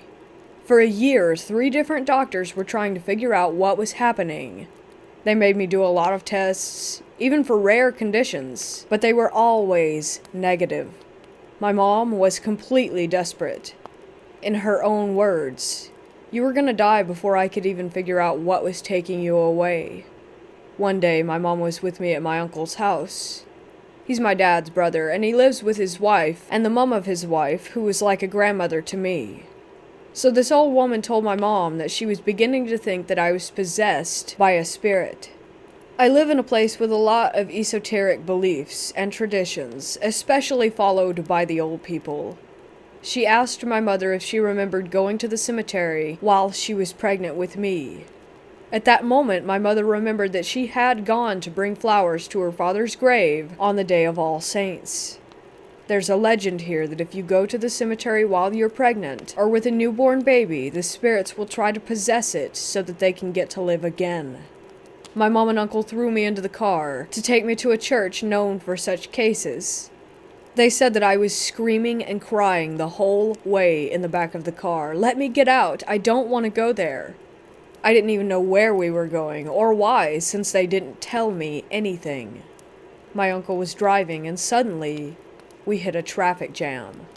He tried to slow down the car, and then he realized that the brakes weren't responding. He kept stepping on the brakes without the car responding until we were about to hit the car that was standing right in front of us. All of this happened in a matter of seconds. Then the car stopped completely, just inches away from colliding. When we were sitting still, the strangest thing of the trip happened. They both felt as if several people from the outside of the car were pushing the car, shaking it to one side and the other. I was still screaming. Long story short, we arrived to the church. I didn't want to come in, but I finally did. I was crying all the time. When we got out, I was in a much better mood. My mom bought me donuts on our way to the car. I ate one and then puked, but it was as if I had puked up something with sandy texture. Something completely dry. My uncle stopped the car and got me out in case I was going to keep getting sick. Suddenly, I did a strange sound. It was like a burp, but way too loud and deep sounding for a small 4-year-old kid.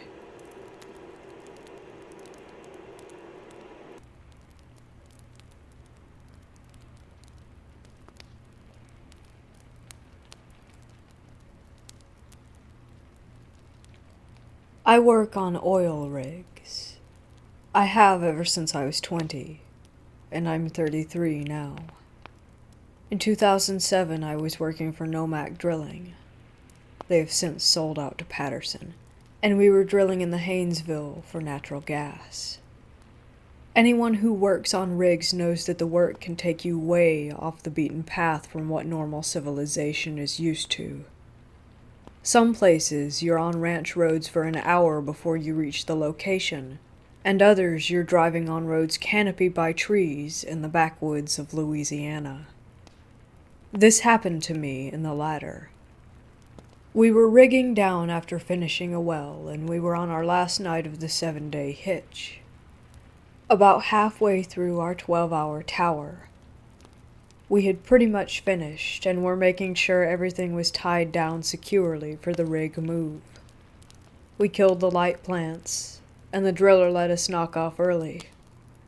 This area was accessible outside Houghton, Louisiana, and the lease was actually on the back of the Barksdale AF base, but we had to leave the way we came in.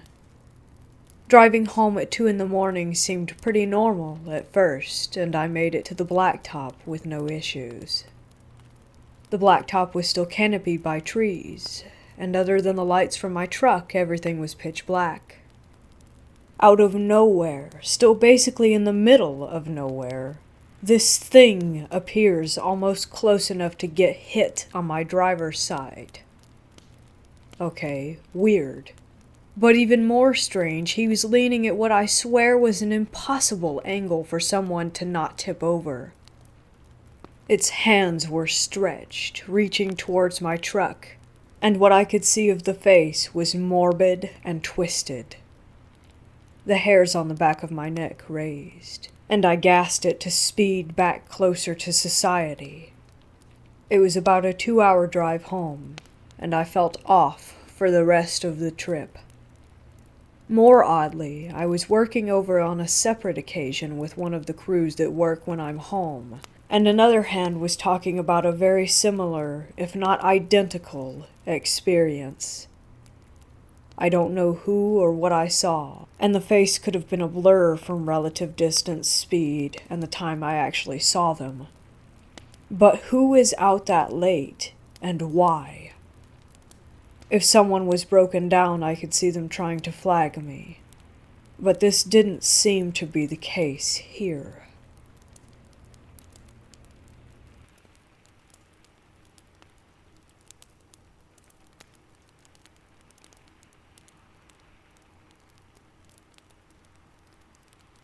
About 3 years ago, I went camping with my now ex-girlfriend. She had always expressed interest, but had never actually been.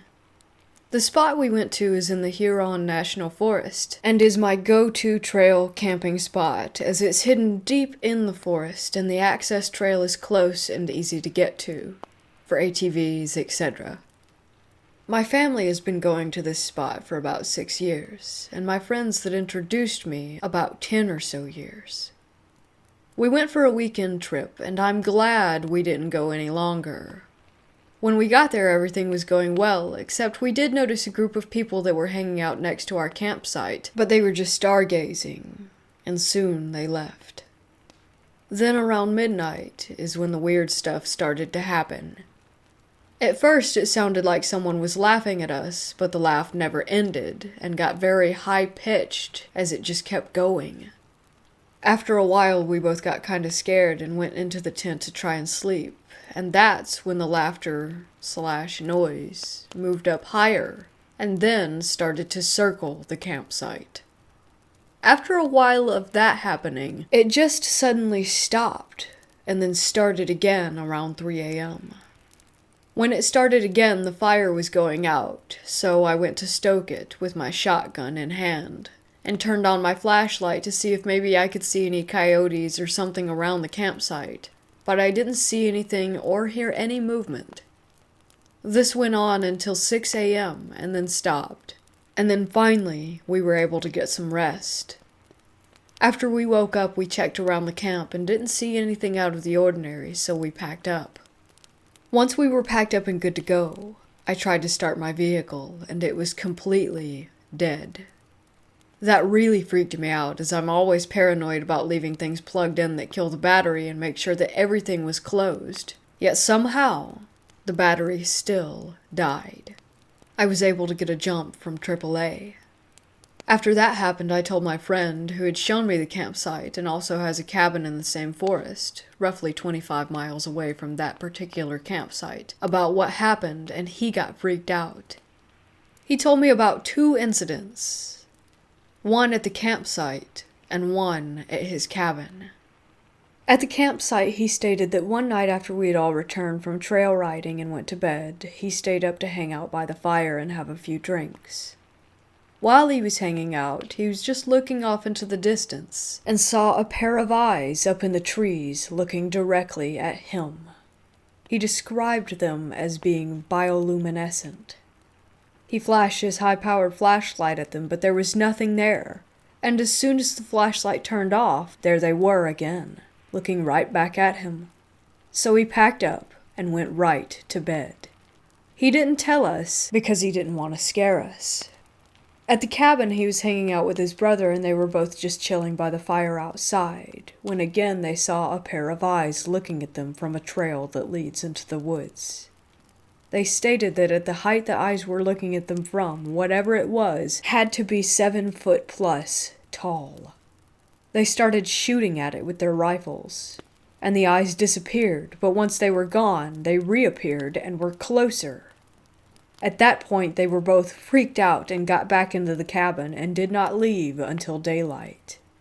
We have no idea what this could have been, but all felt very scared when these events were happening.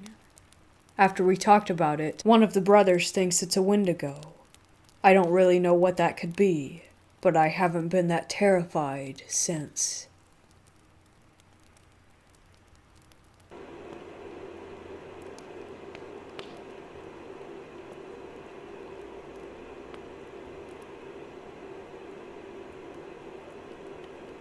I live in Lompoc, California.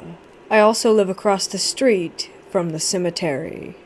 I used to hop the fence on one side of the cemetery to go to a friend's house who lived on the opposite side of it. If I went around, it would easily be a 4 to 5 block walk to her house.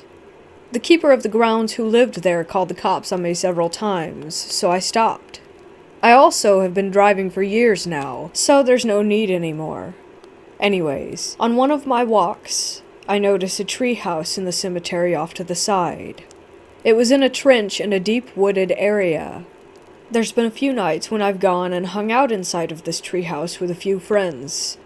However, every time I went, I would see spirits. I was scared many times, but seeing my friends happy and enjoying themselves was what made everything worth it. Except for one night in December of 2018 when I had brought new friends with me. During this time I was going through a lot and kind of hanging out with a bad group of people, some of whom were with me that night. Like I've mentioned, I always at least see something, but usually only for a few seconds. This time, though, I saw a rather large man, kind of burly yet completely transparent. I felt him before I actually saw him, how sad and lost he was. But I could also feel how gentle that his soul was, and that he was only looking for help or just someone to understand. Since I could feel him, I started hearing footsteps breaking twigs, leaves, and such. After the initial feeling, I started hearing footsteps breaking twigs, leaves, and such. My friends heard it too. I looked over, and I saw this man, and all I could feel was how confused that he was. He started to walk up, but froze once I saw him. I yelled out to him that it was okay and that we weren't going to hurt him. I told him that it was safe for him to be there if he wanted to stick around, but then my friends wanted to leave with how freaked out that they were. I walked out first to be his guide, and he walked in front of me until he disappeared seconds later. I don't think I really helped him, considering that I didn't have much chance being with that group of friends and all, but I could feel just how gentle that he was, like I said.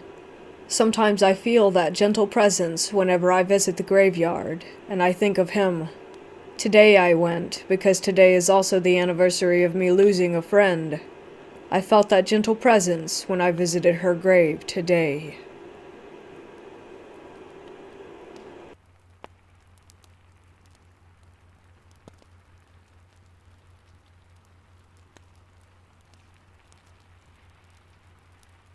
This happened around 2006 or 7.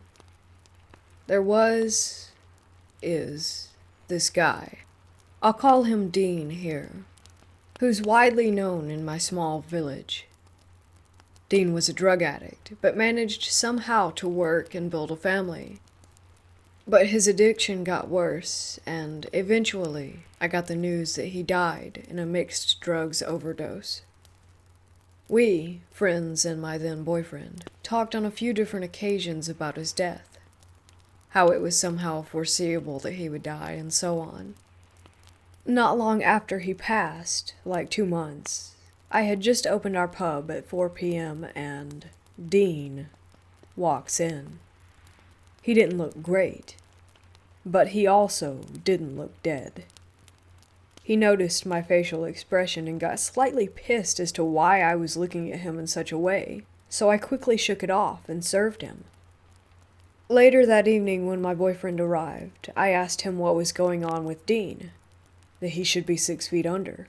But he said that he had no knowledge about Dean being dead, or that we had had talks about it. I asked them if maybe I confused him with someone else's death, who we all knew and we were talking about, but they denied having knowledge of someone else's death. Funny part is that after this happened, Dean got rid of his addiction, and got his shit together.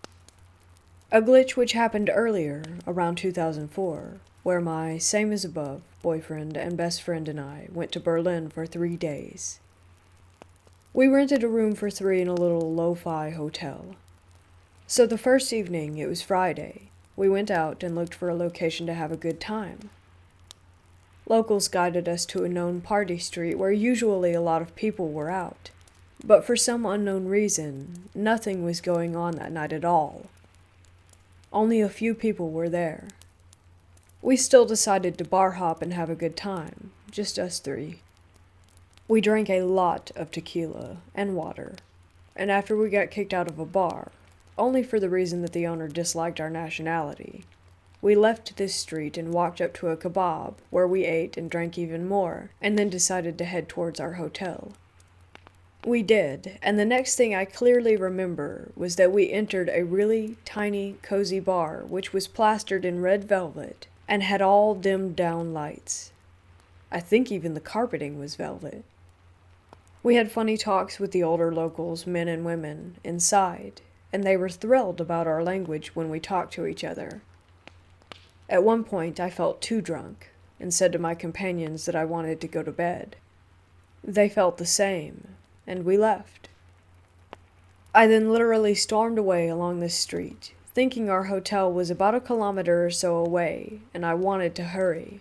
But after I went like this for about 20 meters, my companions yelled after me so that I would come back, because our hotel seemed to be right next door to that bar. Really, really next. Like next in the way of the bar door and the hotel door were about 20 centimeters away from each other. We didn't notice the bar when we arrived, and when we left the hotel earlier that day. Well confused, we went in and slept. The next day at noon, when we went out, there was no bar at all next to our hotel. Not even its door. And it didn't show up the following night either. We are still talking about this, and at least this time my friend and former boyfriend seem to remember the same things.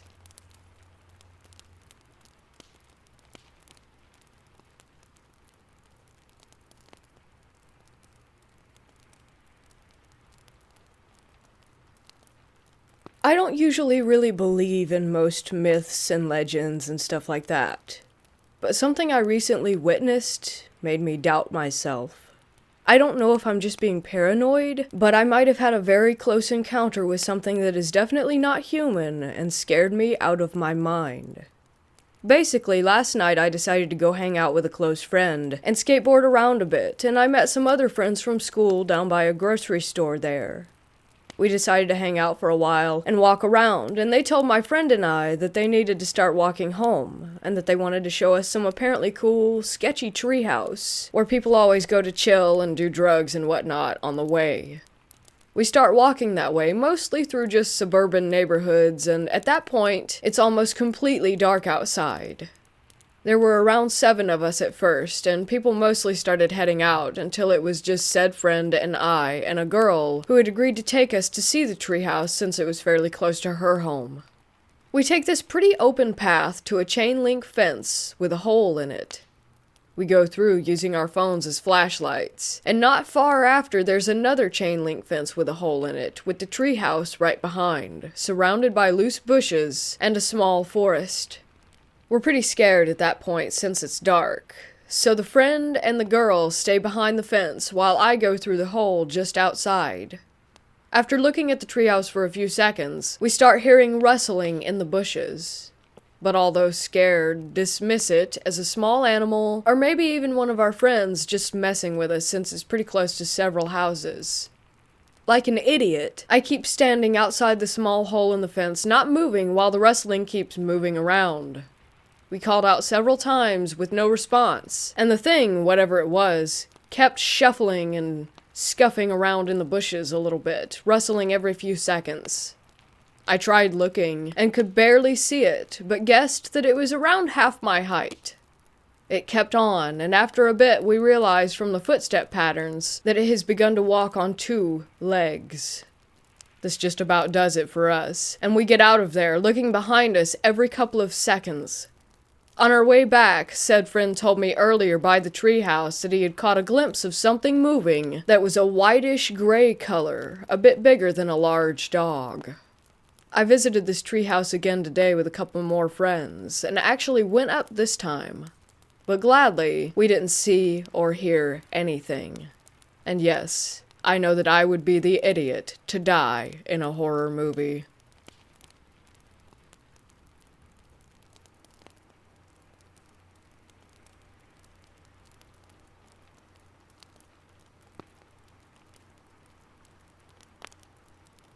This event happened to me last summer. It was probably the scariest story from my life, and I wanted to share it so hopefully someone learns from it.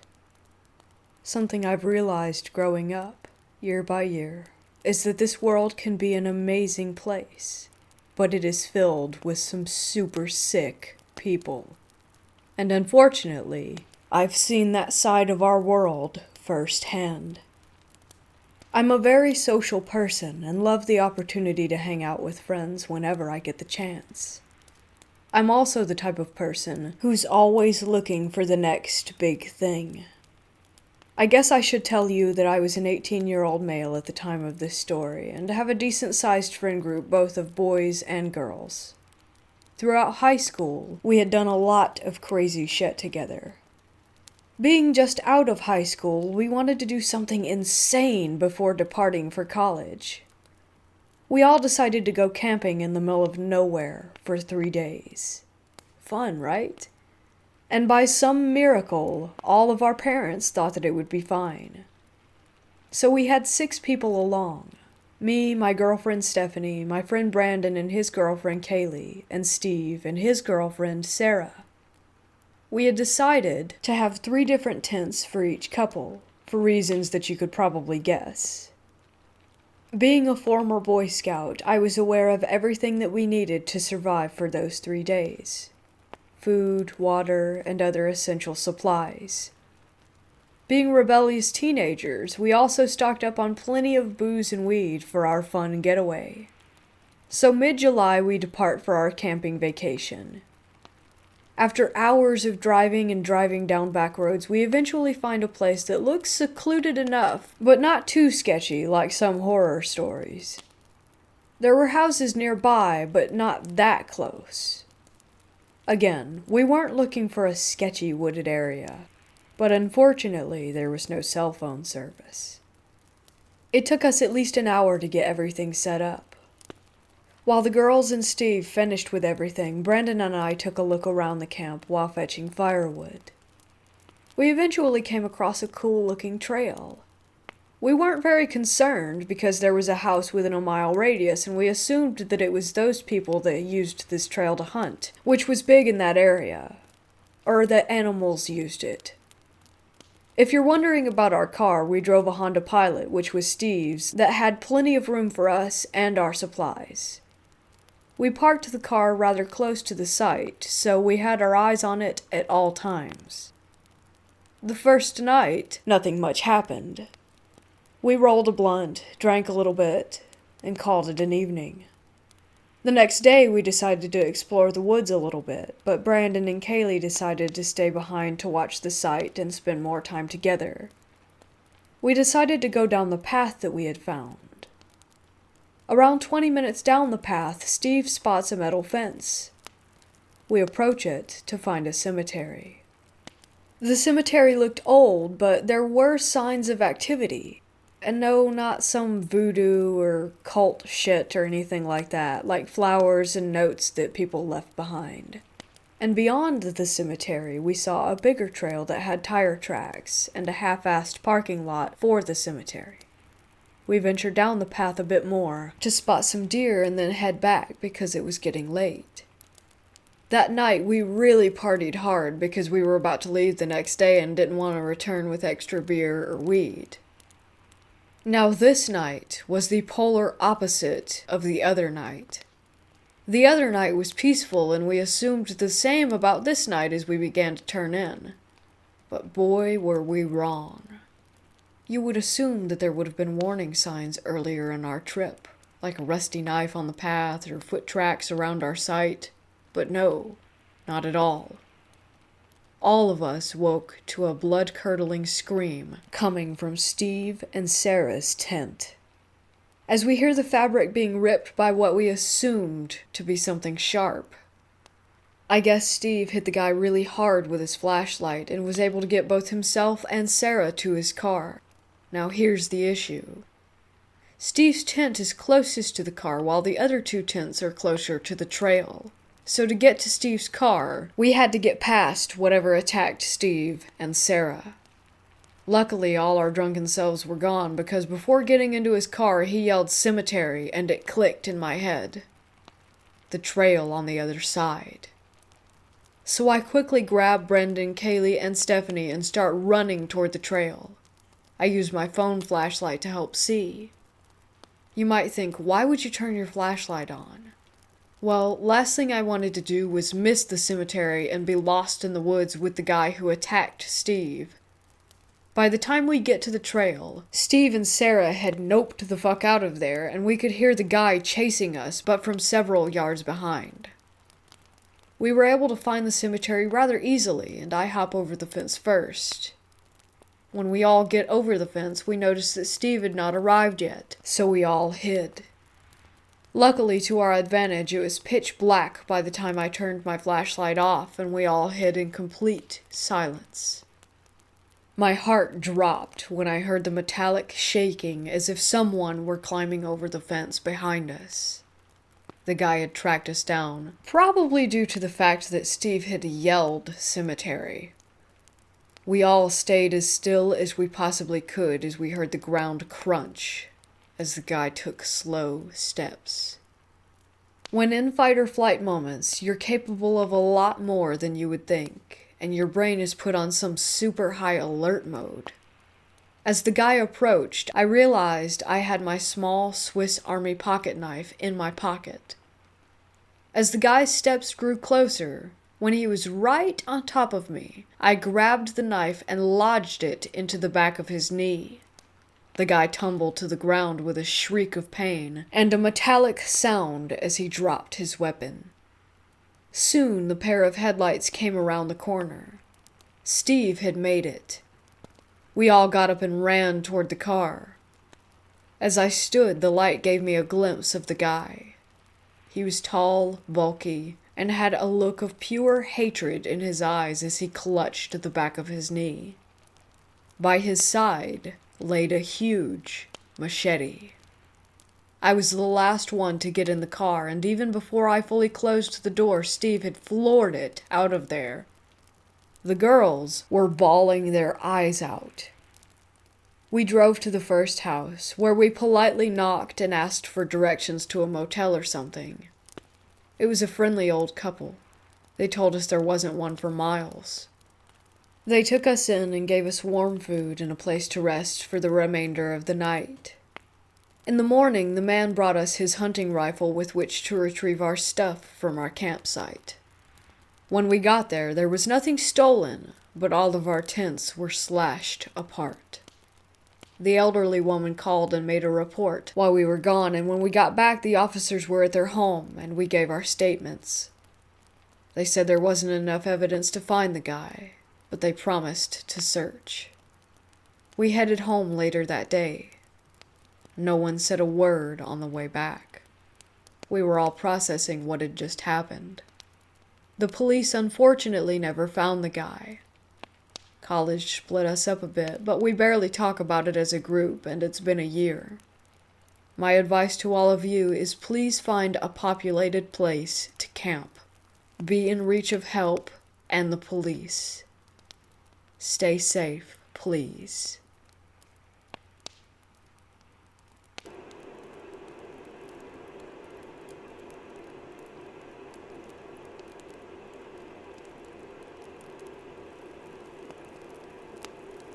I was driving with my daughter from Atlanta to South Carolina, and we were about 30 minutes away from home. I was very familiar with the area because I've traveled there countless times. As we passed by a church, my daughter said, "Did you see that lady?" I'm like, "What lady?" She explained that there was a woman walking among the tombstones in the graveyard. I'm like, "Let me turn around and see." Now, I had gone just a minute or so down the road before I turned around so that I was sure to see her. As we got to the church, I slowed down almost to the point of stopping, and there was no one. I turned around and actually stopped in front of the graveyard, and nobody was there. Now, this church was very isolated. There were no other houses for at least a mile or two. We didn't see any cars that might have been broken down, and there were woods to the back of the church. Like I said, I know this area, so we think that it was the spirit of a woman who was buried there. You have to ask yourself, why in the hell would a woman be walking around in a graveyard at 3 a.m. in the morning? No houses for miles, no disabled car. Very spooky. By the way, my daughter sees spirits, and she's an empath.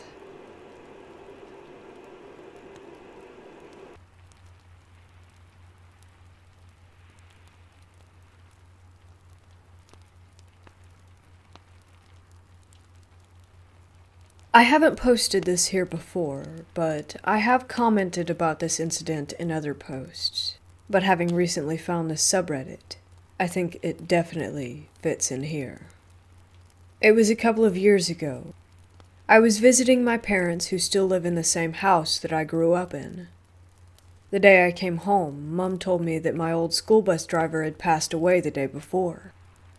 I'd been very fond of him and would often bump into him before I had moved out of that town, as he lived in the same neighborhood as ours.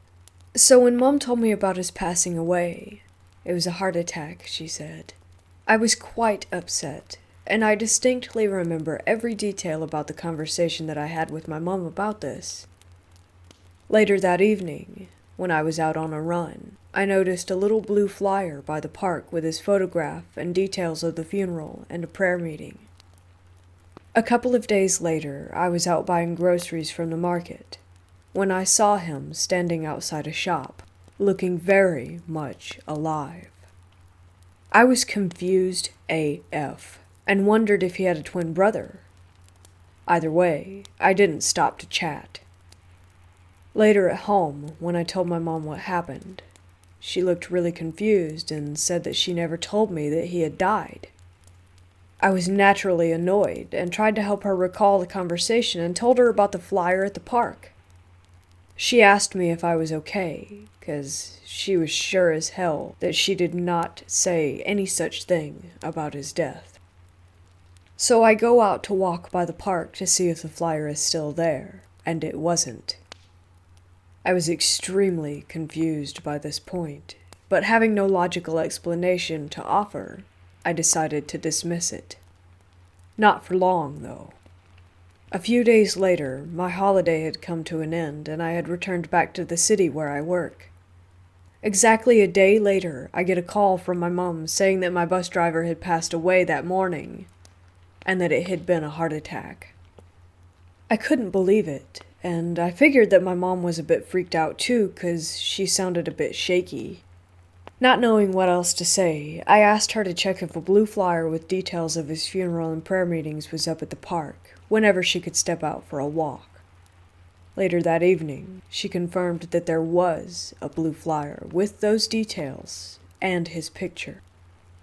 Mom dismissed it as a coincidence and has never spoken of this incident again.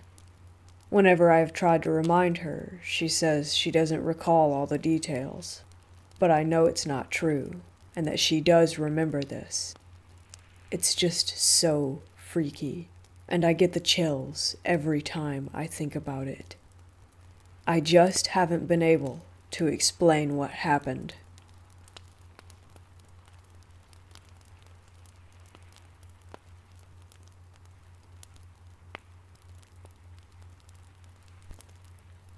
I'm from Norway, and I'm fortunate to travel a lot. During my travels, I've seen the same dad and son on 3 different occasions, 3 different continents, in 3 different decades. And they looked exactly the same each time. So the first time I saw them was in New York, back in 1999.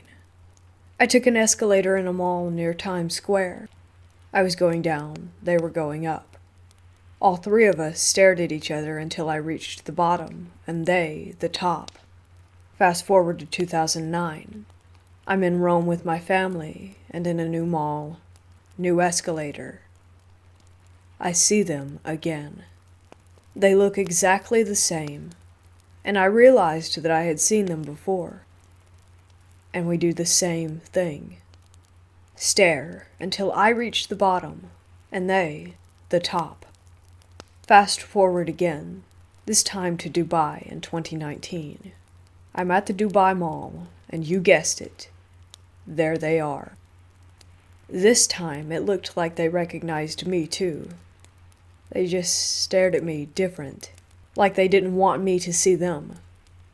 They both looked very serious and almost angry. This time I felt super uncomfortable because I immediately recognized them. And this is 20 years after I saw them the first time, which raises a few questions. First of all, why do I keep seeing them in the exact same situation? Why don't they age? Is it just a coincidence? Why always on the escalator? And why do they stare at me until I'm out of sight? The weird thing is that in the malls I've seen them in, you usually walk around for a few hours, but I've never seen them anywhere else besides the escalator. Also, The son looks to be around 14 or 15. That's why it's so easy to see that they hadn't aged a bit. Kid was still 14 or 15, 20 years later.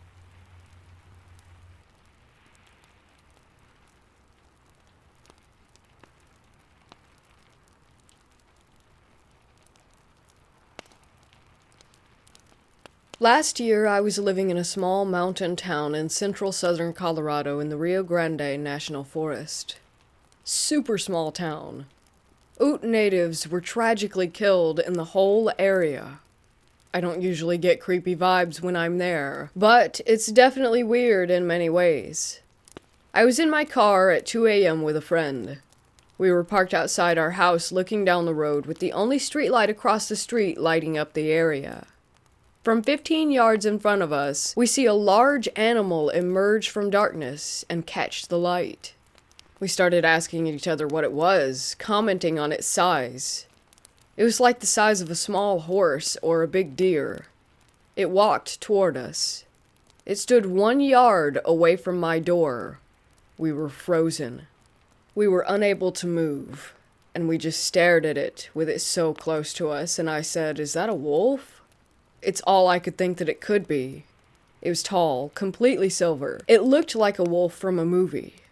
As it stood there, it looked up to the sky, and then left, and then to the right. Then it ran away toward the large cliffs at the back of the town where the abandoned mines are, and a large forest begins. We were stunned. We stayed frozen and silent for minutes until we just started laughing.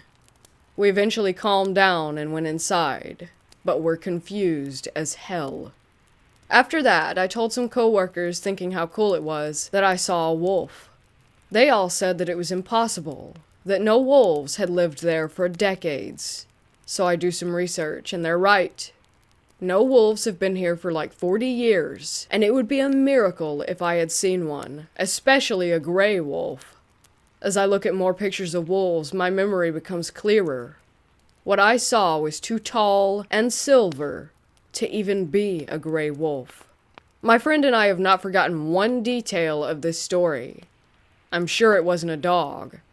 If it was, then that was the biggest dog in existence.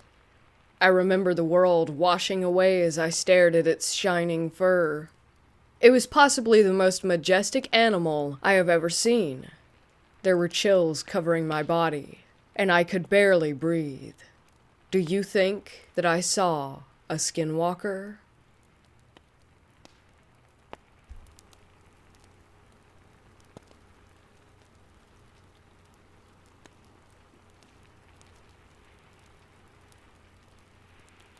This happened 2 years ago, August 11th of 2018. And since the anniversary just passed, I thought I would finally share this story.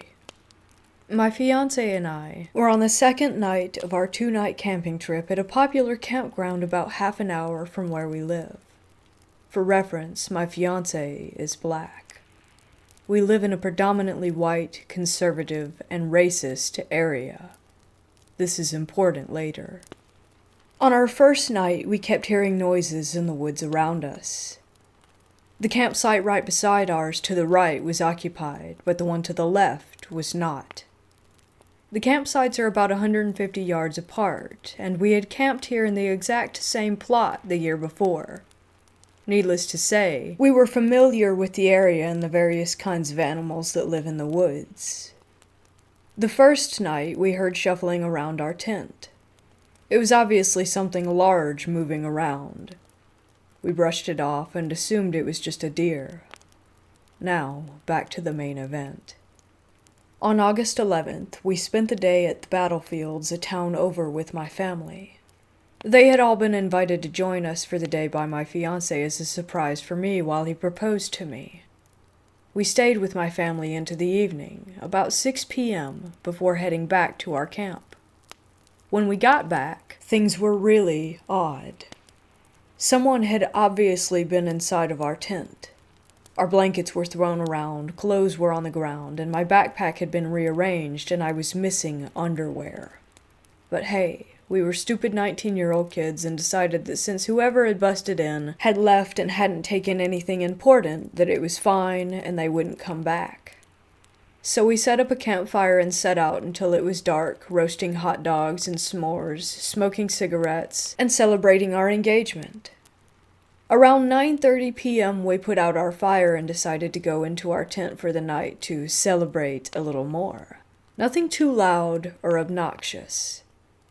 Immediately after we finished, we started to hear the noises outside of our tent again, but this time we focused in.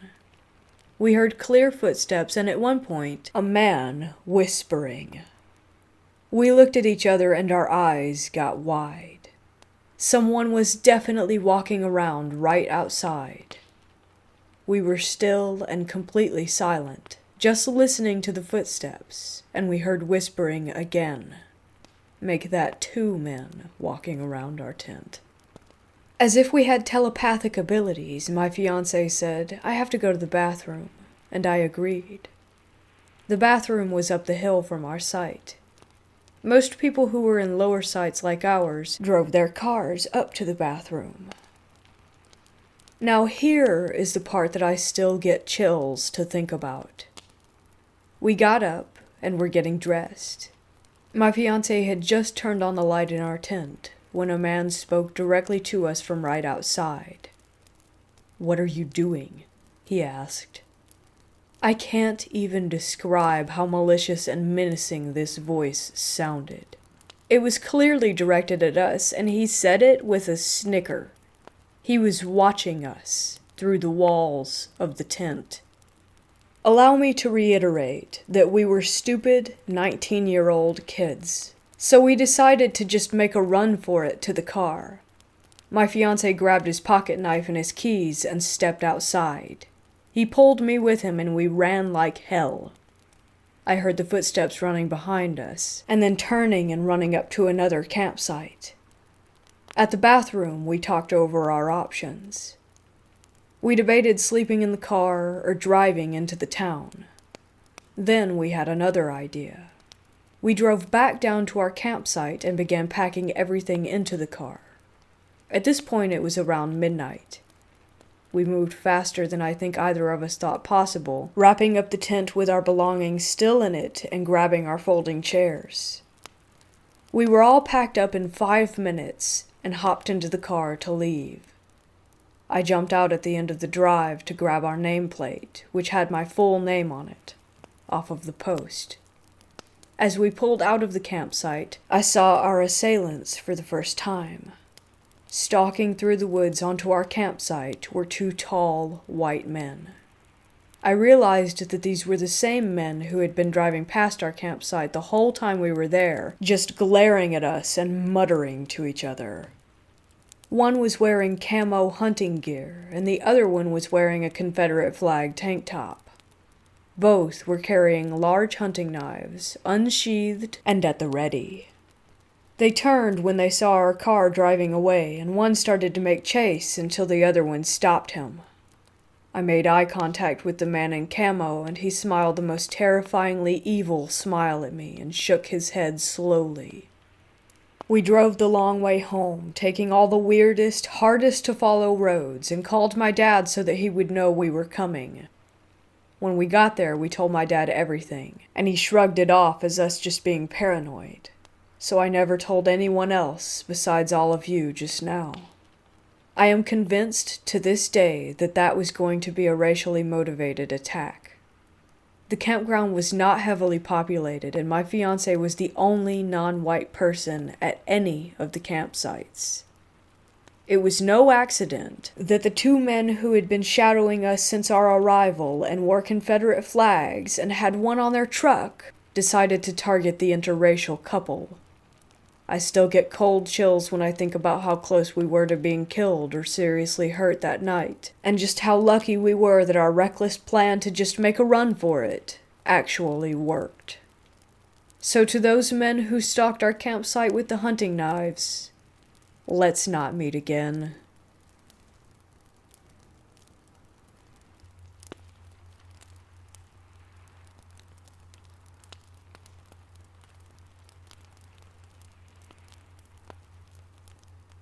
This just happened today, and it still got me freaked out. I was sitting watching TV when movement in the kitchen caught my eye, and I looked up to see my husband, who'd been taking a nap in the bedroom, standing in the kitchen doorway, watching me. He was wearing his MASH PJs. I looked at him and said, "You okay?"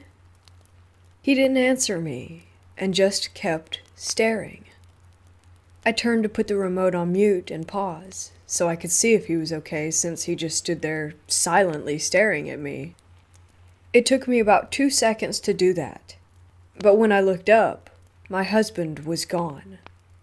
The kitchen was silent. So I got up and went into the bathroom thinking he went in there.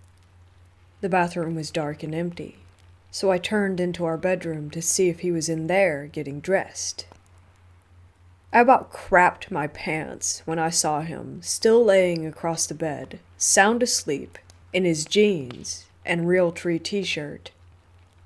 It dawned on me then that who I saw in the kitchen hadn't been my husband, even though it looked like him, and was wearing PJs that my husband actually owns, but wasn't currently wearing at that time.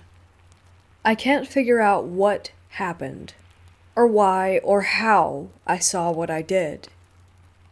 If you guys can figure it out, or have a good guess, please let me know, because I'm still unnerved. It was creepy.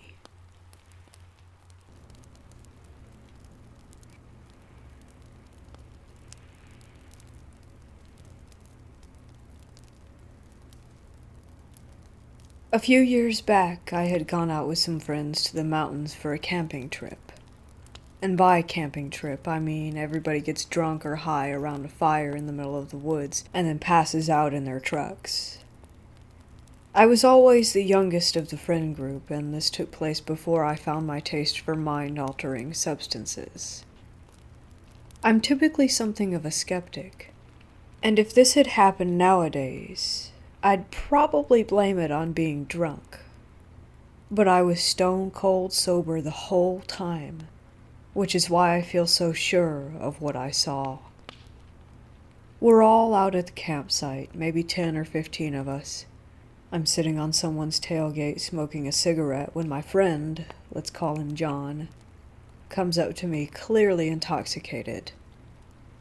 John was the one who I came out to the campsite with, and probably my closest friend out of anyone there. He asked me if I wanted to go on an adventure with him in the woods. I figured that if nothing else, I should probably go with him just to make sure that he didn't drunkenly fall over and hurt himself. Not to mention that even though I didn't drink or do any drugs back then, didn't mean that I was opposed to fun adventures into the forest. So we walked past the tree line that surrounded the campfire and into the dense trees. The moon was out, and it was a pretty clear night, so although it wasn't dark, it wasn't pitch black. We came to a clearing that seemed to be made of flattish boulders and rocks. We were looking up at the night sky, and John was drunk talking, and I was listening and nodding along with whatever nonsense he was saying. He took a seat on one of the flatter rocks, and eventually just laid down and passed out. I tried to jostle him awake, but he just kept mumbling for me to let him rest a while. Since this is usually how John behaves when he's drinking, I complied, and figured I'd head back to the campsite and check on him again in a little bit. I go back, talk to a few people, smoke a few cigarettes, and then decide to go and check on him.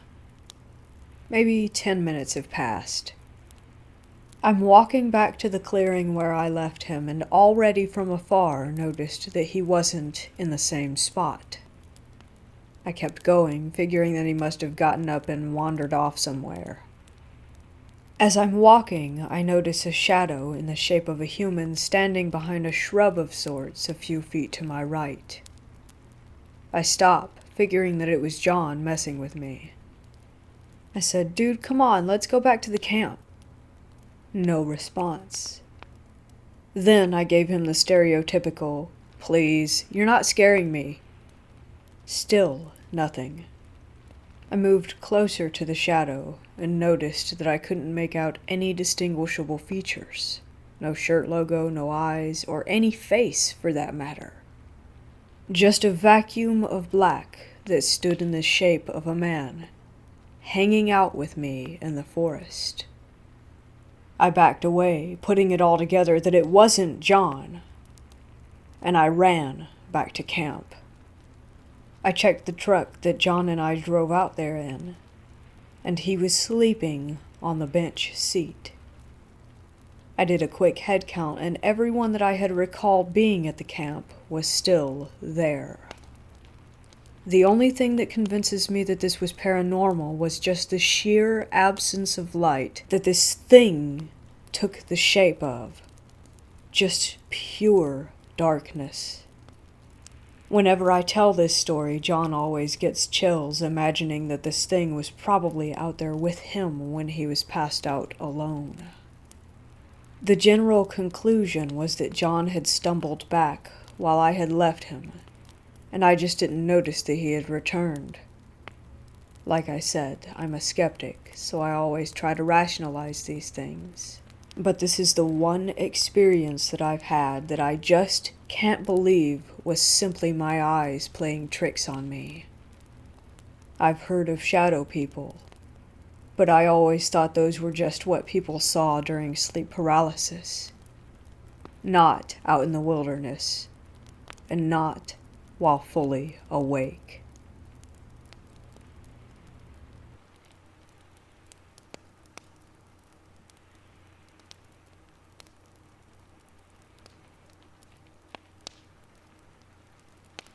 So this actually happened at the beginning of June, and after some meetings with the cops, I've decided to share it here.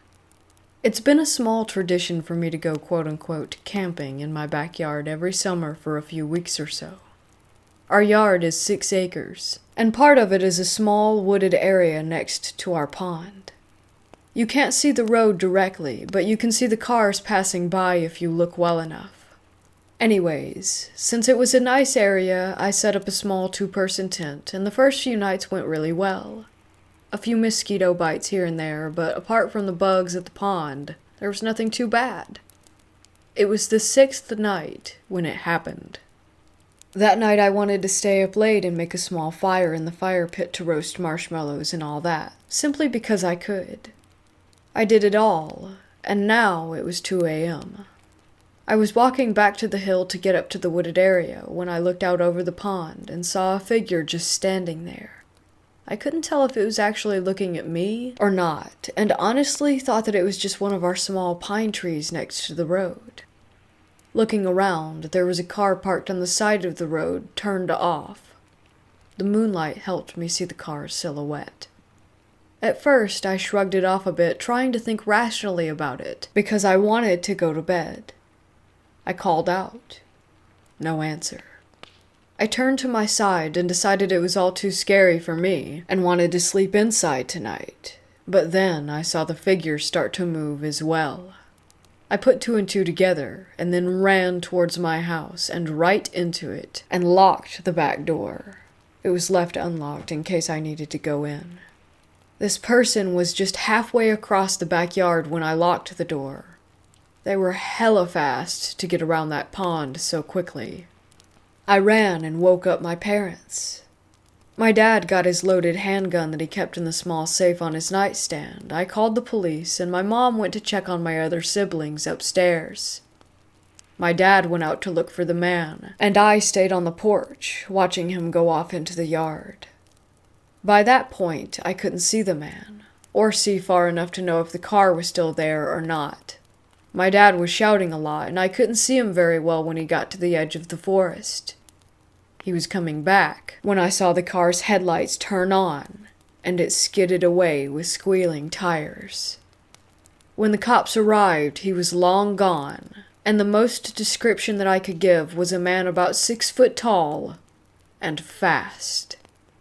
The next week went by with some investigations around our property, and quite frankly, with lack of description or evidence, much more than some tire tracks, I'm assuming they haven't found anyone. They said they would call me if they did, but at this point, I really don't think they will. My dad is now thinking of putting up some fence along the back road, and I've been staying inside most of the time.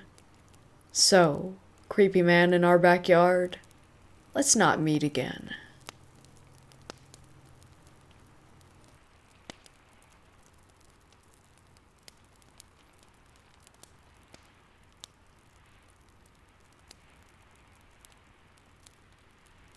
During the past few years, my gifts of clairvoyancy have developed further, which has created some moments where I truly have questioned my sanity.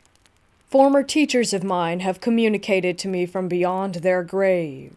2 of them have led me to where they are buried, and I have predicted 3 district deaths.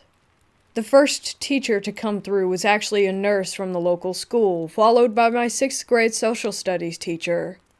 I was aware that the nurse had passed away in 2012, so I wasn't surprised when she came through. However, I was unaware of the second one passing, and immediately went into denial mode. Eventually, through clues via dreams and meditation, I was able to locate her final resting place. I went from being in denial to being absolutely speechless. I followed the clues that she gave me, and there I was, at her grave. It was at that moment that I realized that what I was dealing with was reality, and that I was not losing my mind. The creepy thing is the numbers of her plot are the same as the numbers in the school district where she taught. As I was visiting her on March 1st, 2017, I had a flash or image prediction about another former teacher passing away, and they would be buried in the same cemetery. On March 6th, another one of my 6th grade teachers passed away, and a few days later they were buried in the same cemetery. The process repeated itself, and he led me to where he is buried. That isn't the only death or dreams, visions that I've had. I've had 2 others. One was in December of 2016, hours after the teacher passed away, and one was in June 2017, 6 months prior to her passing. There seems to be no time structure when it comes to dreams or visions, and the time of passing itself. It ranges in hours after to 6 months before.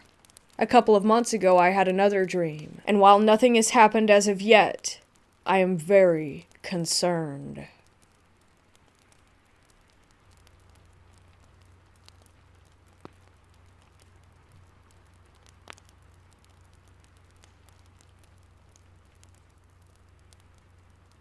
I live in-house of an animal shelter as I'm the on-site vet and do most of the dog's medical needs. We're a non-profit organization, so the majority of our money comes from adoptions, but we are also located out in the middle of the desert with about 20 acres, give or take a couple of acres. I started working here last month, and I have had so many strange occurrences during my nighttime walkthroughs. Living on site means that I room and board here, and typically you get rats and squirrels, small vermin who will poop and agitate the animals. But last night, I was walking around with my flashlight, and one of the dogs who is very calm and chill, his name is Gizmo. He sort of protects me as I've had a raccoon attack last week and had to get a couple shots and some stitching. He comes with me for protection as he's a guard dog of sorts. He's a pit bull terrier. I was counting our dogs and double-checking everyone had gotten their meds, and the cages were locked. I got to the back where trucks can pull in and go out onto the open lot and see what I assumed was a very large dog. I thought that it was one of our big dogs that got out of his pen, so I approached it. But Gizmo started growling and whimpering and pulling back. I flashed my light, and the dog was hunched over still. I pulled Gizmo and he wouldn't budge. I walk over to the kennel where I thought the dog had escaped, but the fuzzball was in his pen. I flash the light in the direction of the dog again, thinking that it's a stray, and see it standing on its hind legs. I don't think anything of it, but that it's a big dog, and that it'll tear Gizmo to pieces, so I release him from my waist leash, and he takes off back to the gate, and sits there whimpering and barking still. I turn to look back at the dog or thing, and keep my light shining, and get my phone out and have 911 ready to dial. That thing stood tall on its 2 hind legs, and honestly, I was probably stupid to go closer. I got closer, but it started running away on its 2 hind legs, and it just sent chills down my spine. Gizmo came back to me and started pulling me away. As I closed and locked the fence, I felt like it was out there again, and so I walked back quick to my room and let Gizmo sleep with me. My boss told me it's my mind playing tricks, but I didn't tell her Gizmo saw and felt the presence as well.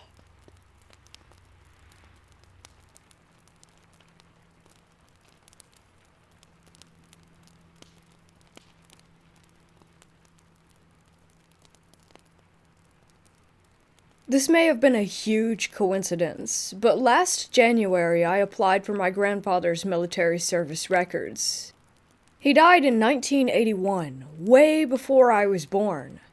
I applied for his records and didn't think anything more of it. Several months went by, and I assumed that things were just moving slowly. 6 months later, without hearing any news of his records arriving, one night I had a very vivid dream. I don't often remember my dreams anymore. In my dream, I was in a very white, very bare room with high walls and a high ceiling. On a small table in front of me was a box, and inside was my grandfather's military service history. The dream simply revolved around my taking a good look through them. Nothing too exciting. The next morning I wake up and remember the dream, maybe around an hour after I got up. 10 minutes later, a large envelope drops through my letterbox. It was my grandfather's service records. Odd? Just coincidence? A second, much stranger event occurred on the evening when my grandmother passed away. She had passed in the early morning and had been taken to the Chapel of Rest, which was not too far from the apartment where I was living. That evening, my parents invited me and my girlfriend for a dinner to celebrate her life. In the car, as we drove past the chapel, a leaf landed on the windscreen. The leaf was a perfect heart shape, upside down, so that the light from the streets illuminated the perfectness of the heart shape onto the car's dashboard. The leaf stayed on the windscreen for a minute or so, and right as we turned away and out of our town, it blew off and back toward the chapel itself. I do have a video of the leaf and the heart on the windshield. For a while afterward, shuffling footsteps and noises kept occurring in my parents' house, and they sounded exactly how my grandmother used to walk. We all heard them moving across the upstairs landing. After around 2 weeks, it stopped, and has never happened since. Odd, strangely comforting, and food for thought for a semi-skeptic who finds the subject of the paranormal fascinating.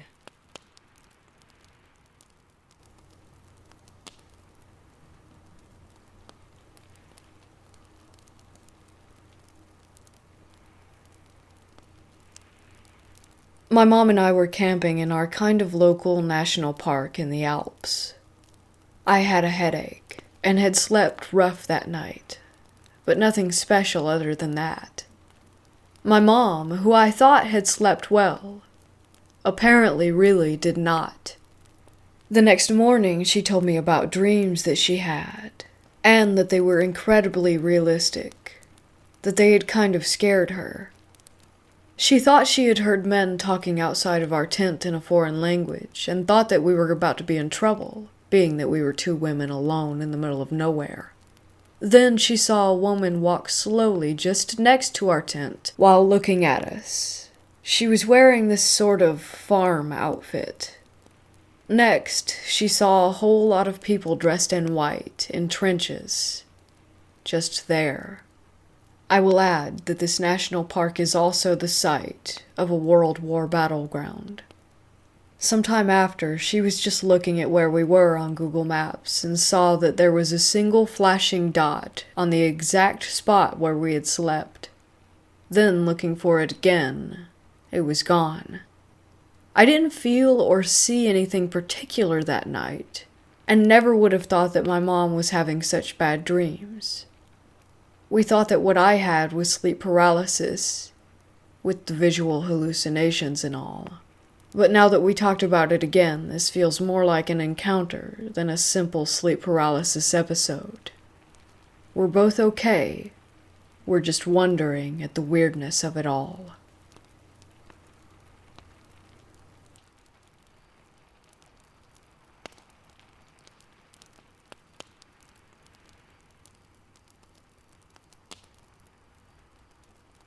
This happened a few years ago while I was still in college. My best friend of many years is back in town, so we decided to get together and we stayed out fairly late, but hey, we're college kids, nighttime is our thing. My friend is very, very Catholic, and she decided to drive us this night. Mind you, neither of us was doing any drinking. After many shenanigans and lots of catching up, it was time to go home. It was probably around 2, 3 a.m. Still not exhausted, but she definitely was. Well, I'm staring at her dash where one of her many Catholic baubles were in the car when we get to the last light before she drops me at my house. I look out the window, as one does, and was met with the person in the car next to us staring into the car, and I kid you not, I screamed. The guy had gray skin, black eyes with no white, and a smile that was too long with sharpened teeth. He didn't break eye contact with me, and I was freaking out. My friend was completely oblivious until I said her name. She somehow didn't hear me scream. I, as calmly as possible, told her to look at the guy in the car next to us, and then she silently screamed too, and then proceeded to freak out and gunned it out of the intersection. Once again, this was 3 a.m., the light was still red, and she was not having this. She sped to my house and had me watching behind the car to make sure that we weren't being followed, whilst praying aloud, something she never does as she knows that I'm not religious. A few very short moments later, she pulls up in front of my house. She also put her high beams on as I walked to my door because she was, again, not about this. After I was safely inside, she called my cell and had me on the phone until she made it to her house all of 3 minutes later. We were both really shaken up about it the next day, but we never talked about it again. Anytime I've tried to bring it up, she shudders and changes the topic immediately. She did tell me she went to be blessed the next day, on a random Tuesday. I can still feel the soul-shaking sensation of looking that guy in the eyes. I'm not saying it couldn't have been some dude dressed up in a costume or something, but it shook both of us to our core. It was a Monday night, at around 3 in the morning, and I honestly don't feel like this was a normal human occurrence.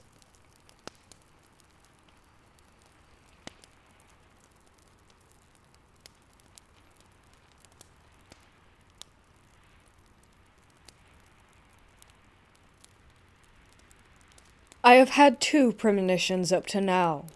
Both happened in 1992, a long time ago, but a year full of disasters in the Netherlands. In both dreams, I was standing in front of a window observing the disaster unfolding.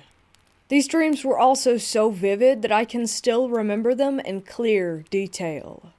The first one was that suddenly, I was in an office looking outside overlooking a chemical factory. I immediately knew that it was the Sindhu factory nearby. Suddenly, one of the reactor vessels exploded, setting the whole of the factory into flames. A few days later, on July 8th, 1992, it did indeed happen. A trainee operator used the wrong recipe for the process.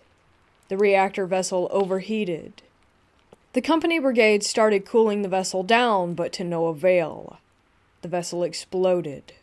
One of the valves was found 2 kilometers away. The 3 firemen died, and 11 other employees were injured, of which 1 had very severe burns. A few months later, at the end of September in 1992, suddenly I again had a vivid dream of standing in front of a window, this time at the Zilmer area in the southeast of Amsterdam. I saw military planes dropping bombs on a block of apartments. In the early evening of October 4th, 1992, an El Al cargo Boeing took off from Amsterdam Airport, heading to Tel Aviv. Just after takeoff, the captain notified traffic control that they had lost power in 2 engines and requested to return. What he didn't know was that he not only lost power in these engines, he physically lost the 2 engines. I think that they were actually the bombs that I thought I saw falling. The captain had very big troubles in controlling the airplane. He made some circles go up to the point that he could not hold the plane anymore, and it plunged almost nose down into the corner where 2 blocks of apartments met. It left a burning hole of rubble, 8 stories over a length of about 10 apartments, gone. The death toll was 43, of which 4 were aboard the plane. I have since then not had these kinds of dreams anymore. Maybe because both disasters happened within a radius of less than 10 kilometers from where I lived back then.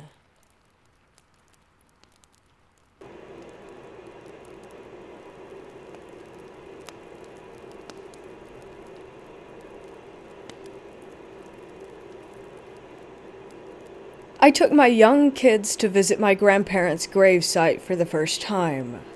They were really freaked out to learn that dead people were buried underneath all the headstones. The headstone kitty-cornered to my grandparents was for a small boy around 4 or 5. When I noticed the age, I heard a whisper in my ear to talk about the kid. As I said, my kiddos were already really freaked out. I didn't want to add to the experience of learning about dead kids. I heard the whisper 2 or 3 times before we left. When we got into the car, my son said, "Who was that boy standing next to Grandpa? He looked really sick." I instantly had chills and got super emotional knowing that my grandpa was there with him.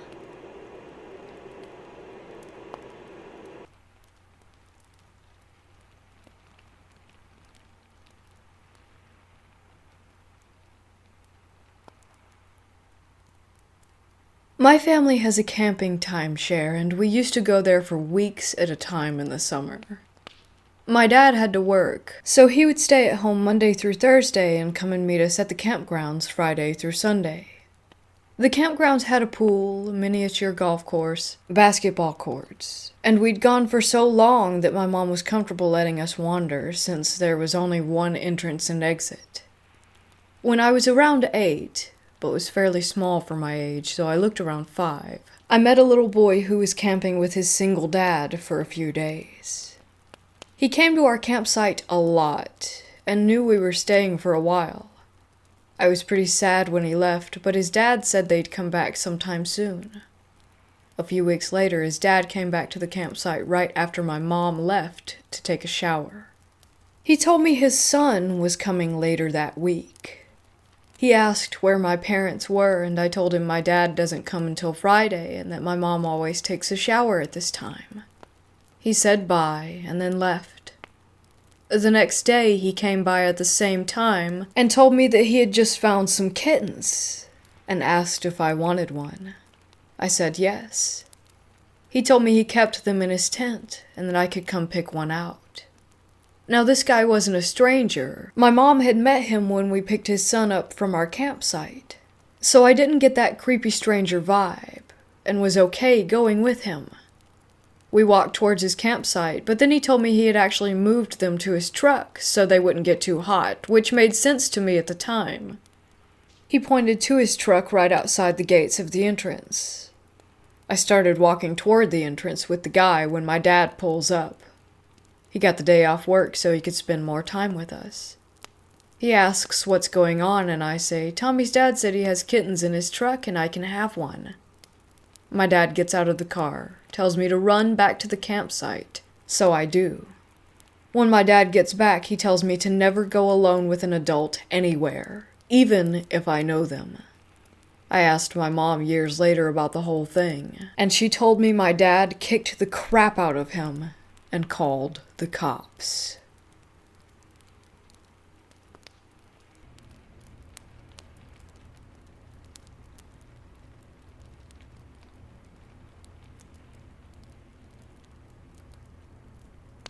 My fiancé first encountered this thing in 2013.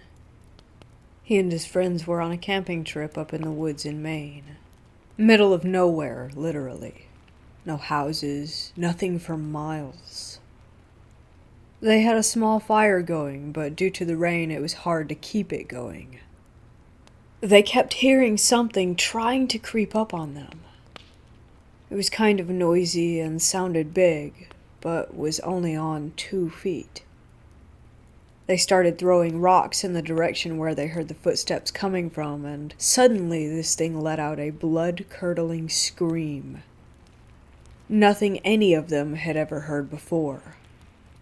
He describes it as something that sounds like a fox, but slightly more human. It went crashing through the woods super clumsily, but kept trying to come back. They had to fend it off for most of the night. The second encounter was about 1.5 years later. He was out on a solo camping trip in Vermont, since that was something that he enjoyed.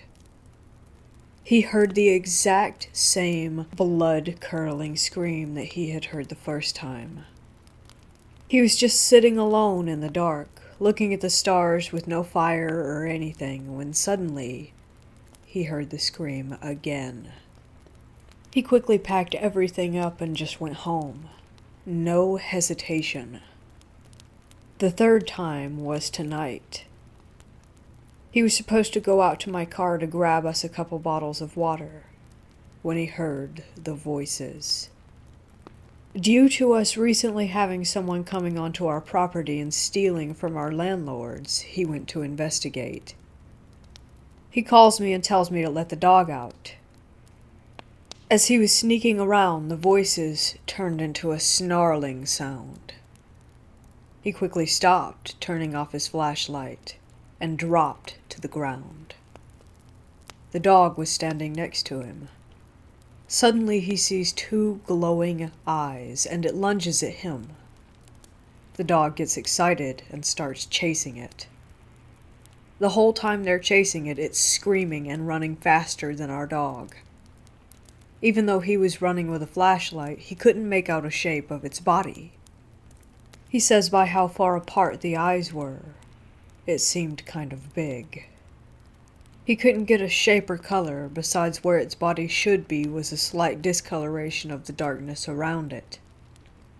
It kept looking back at him while he chased, and its eyes were just glowing while it screamed. Our dog chased it off into the woods, but luckily she came back. I think it was trying to lure him in by making it sound like voices, but the dog scared it. He said he couldn't get a height because the eye level kept changing from squatting to standing up, and then it started running.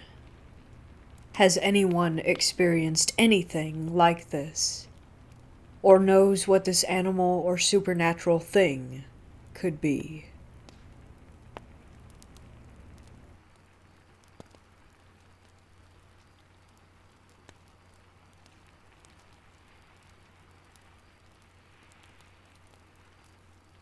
My mom had always told me that I was gifted. I could always feel energies. I had dreams of things that would come to happen. I wouldn't say I'm a medium or anything like that. I've never communicated with spirits. More so, I'd say I attract them. We hopped apartments a lot when I was younger, and no matter where we went, an entity would immediately find me. I'd have recurring nightmares, see figures, be scratched, etc. You could say spirits liked to pick on me. Another random fact that will come into play later. I had bright blue eyes like my mother. We moved into this apartment, and things immediately went very, very poorly. I had a dream that only lasted seconds. I was in a bright white room, and there was this beast on the ceiling, and it looked into my eyes and roared. It was so incredibly loud. I woke up, and my mom and her boyfriend at the time had rushed to my aid because they heard me let out a scream that sounded like a deep, full-grown man's scream, not a prepubescent boy's. My eyes turned hazel with brown splotches, and have been that way ever since. I was terrified. We moved me into my big brother's room. That night, I felt a presence, opened my eyes, and I saw a shadowy figure reach out and try to grab me. I sprinted out of the room and slept next to my mom or on the couch in the living room from then on, but I always felt watched from the hallway leading to my bedroom. Another thing that happened was when I was laying in bed with my mom and her boyfriend, she looked up and saw a little girl in a petticoat standing in the hallway.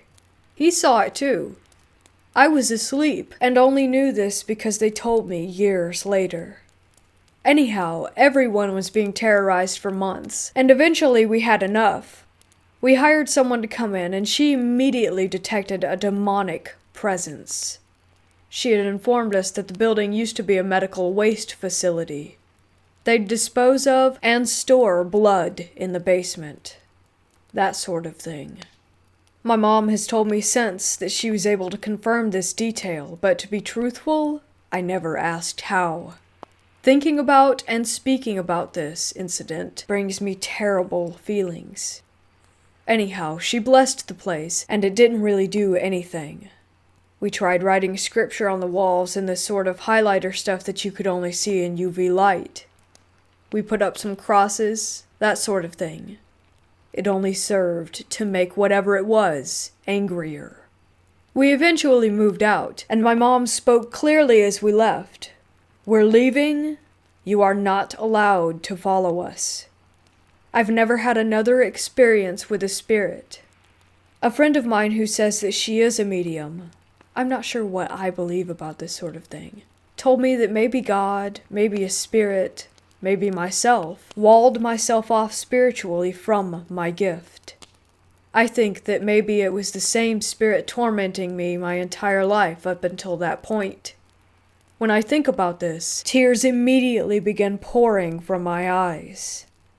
I'm 20 now, and this was easily one of the most turbulent times of my life.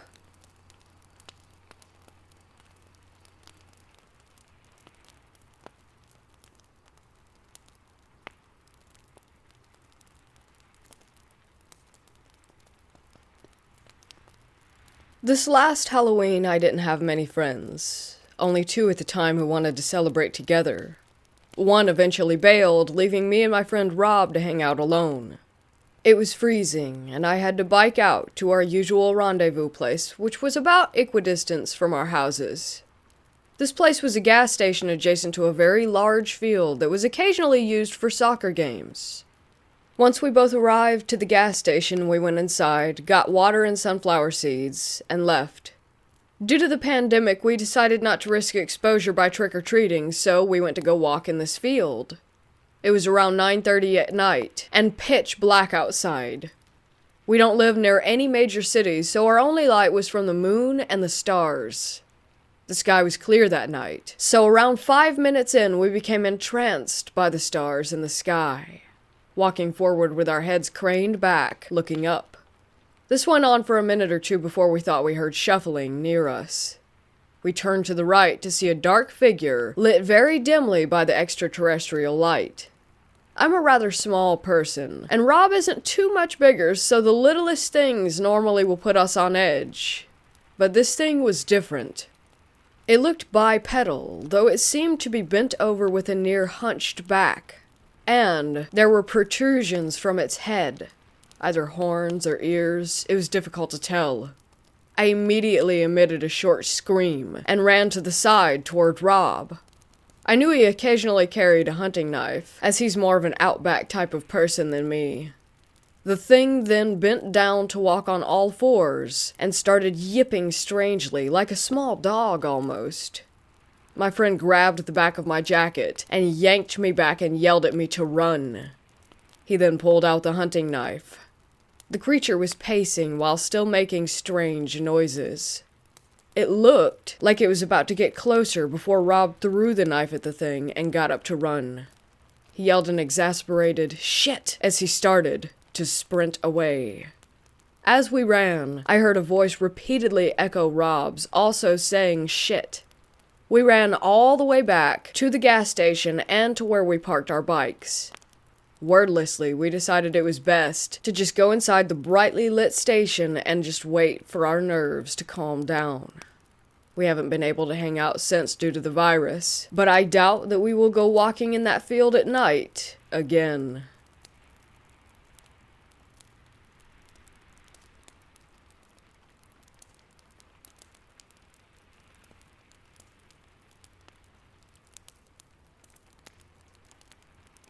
I'm going to start this out by giving some background on my mother. She's currently 58, a nurse, and a devoted Christian.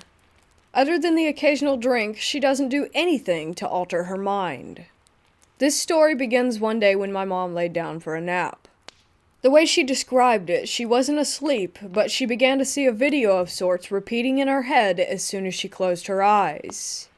She saw a young teenage girl dressed in a schoolgirl outfit, floating away in a boat and waving. My mom could feel her emotions, her sadness and worry for her grandmother as she said goodbye. She could feel that this girl was going to a peaceful place. As well as this, she saw a calendar turn 3 times. This vision repeated itself once or twice, until my mother came to. She thought it was a vision of our family friend Shannon, but it didn't look quite like her. Later on, during the month of March, there was a shooting at a local rave. Shannon's younger sister was shot and killed. She was wearing the exact schoolgirl outfit that my mother saw her in during the vision.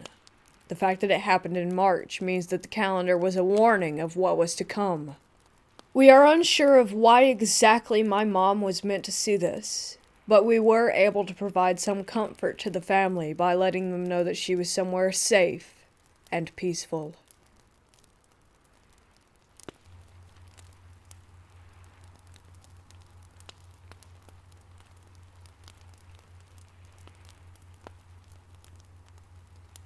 This happened about 15 years ago. I woke up that day feeling really odd, and my very good friend back then called me and said that she woke up also feeling weird, so I told her to come over. We couldn't shake this strange feeling off.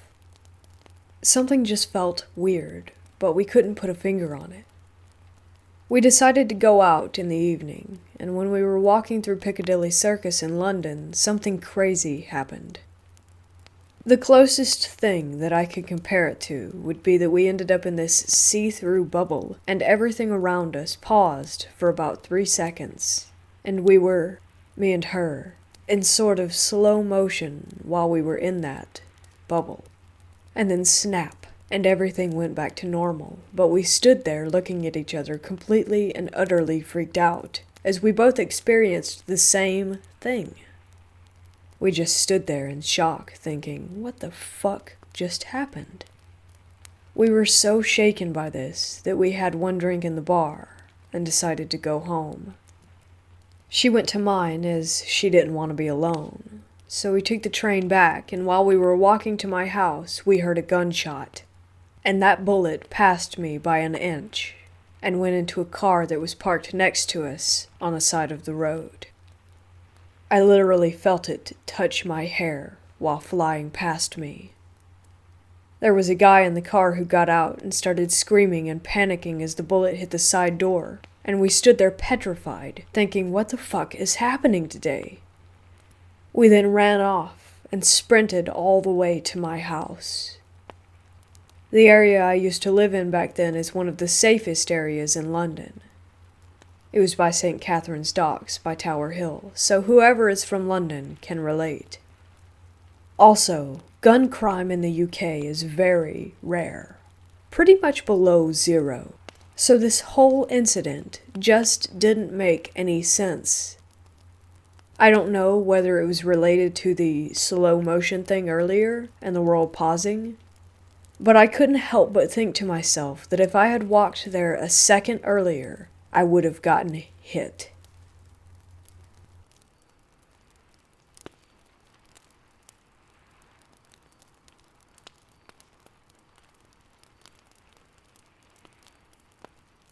I was sleeping the other night, and I remember waking up, or rather, so it seemed, yet it still felt like I was dreaming.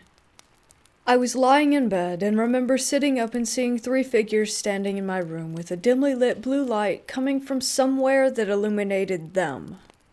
I don't remember exactly what they said, or rather he said, because the one in the middle was speaking directly to me.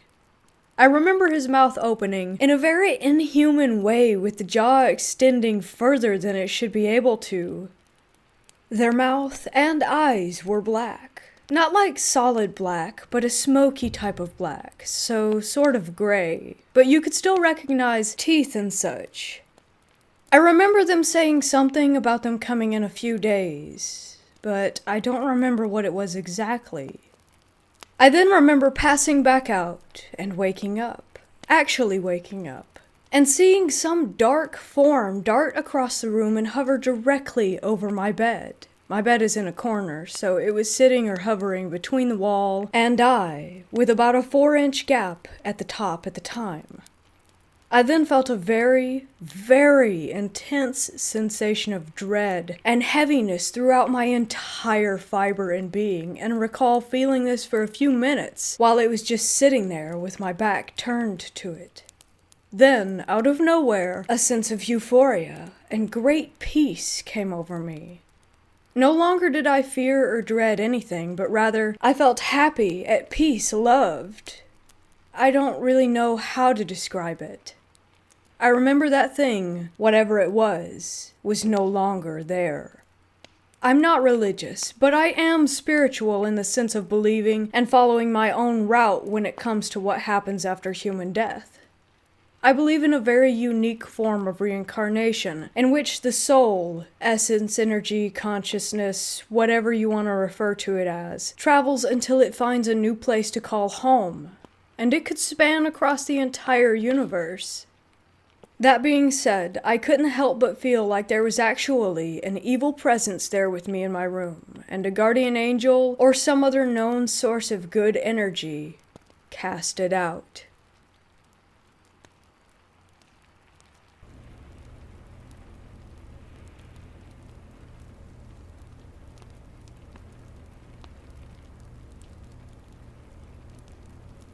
My parents live on about 30 acres of wooded land in the middle of nowhere. I was in high school at this time and was up late on a weekend. I remember that I had fallen asleep in the recliner in our living room and woke up at around 2 a.m. I sat up and watched TV for about half an hour and then got up to get some water before going to bed. Our kitchen sink looked out over our backyard, and I could see clear to the tree line because of a lamp on a telephone pole that we had installed for security. As I looked out, I saw something dash across the tree line for about 50 feet before going back into the trees. I can still see it in my mind. It was either a white or really pale gray, and looked like a person moving on all fours. There was no visible fur or clothing. I could tell it was large, at least the size of a person, maybe larger. It covered the 50-foot span in between 5 and 10 seconds. I was absolutely frozen in place for a solid minute after this encounter. My parents kept telling me that it was just an albino coyote. I know it wasn't. A few years later, I came across a YouTube video talking about really strange creatures caught on trail cameras. It was one of those low-quality edits that pop up on your recommended videos after a long video binge. Halfway through came an image that made my blood go cold. It was called a rake. This was exactly what I had seen.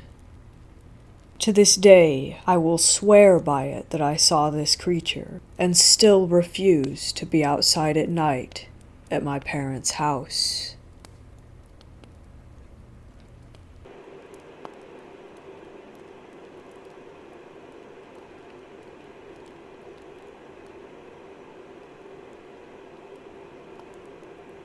A few years ago, I was on holiday in the south of France with my boyfriend, now fiancé, and his family. We stayed in a small village about half an hour inland.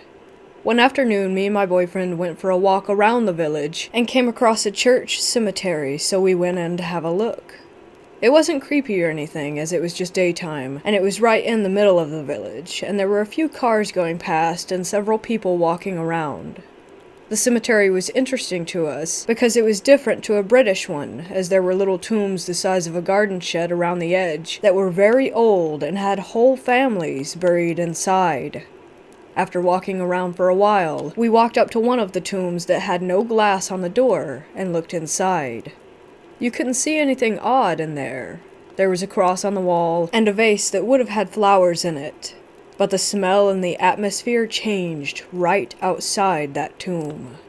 It made us both feel ill, like a sudden sense of dread overtook everything. The air seemed stale. We left quite swiftly, and I felt as if we were being followed after that, until we left the cemetery and got back onto the pavement.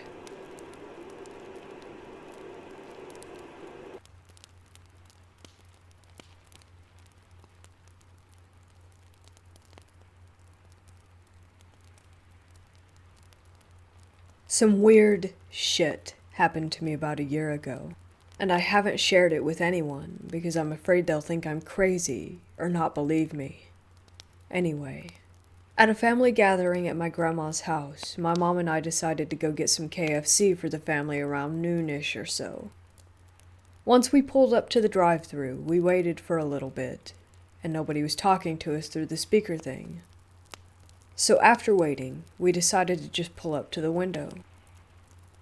We noticed no one was there, so we thought, okay, fuck it, let's go inside.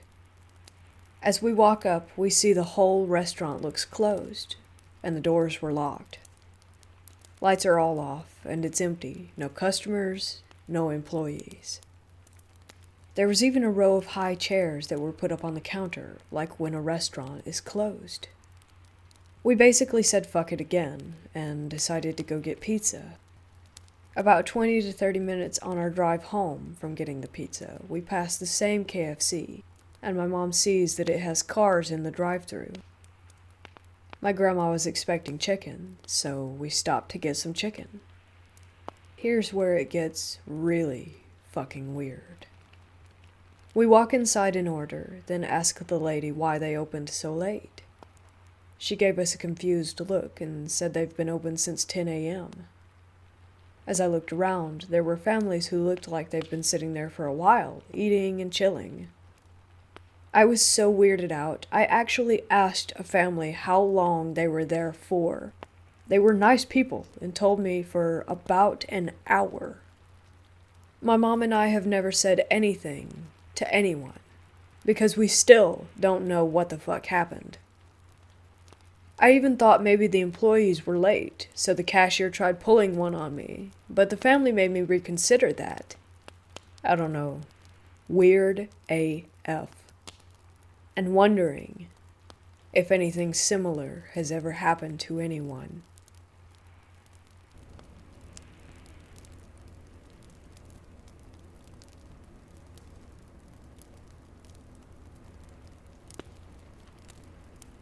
Before the pandemic, I was visiting West Canada, just exploring caves, when I'm pretty deep inside of one, perhaps 70 meters in. I get to this pretty tall section of cavern, and then I hear it. A scuffling noise. I put it off, thinking that it was just some rocks moving. I turn off my headlamp, and then I see them. These two glowing eyes. Glowing yellow eyes. So I turned my lamp on again, and what I saw this time was terrible. There was this grayish thing. It looked humanoid, but its arms and legs were too long and splayed out weirdly. Its claws were long, and they looked like they could easily slice through Kevlar. Its teeth were long as well. Its skin was super tight around its ribs and spine. I could see its bones. It screeched a horrible noise. I had to cover my ears. I look back, and it's gone. but I hear this low growl. Well, I felt it more than I heard it. So I start slowly heading back, and it starts moving toward me. So I start running. Pretty close to the exit, I could see the sunset. I felt its breath on me. As soon as I reached the exit, though, it pulled back. Bystanders said they saw it too, that it ran away like lightning. I'm never going to those caves again.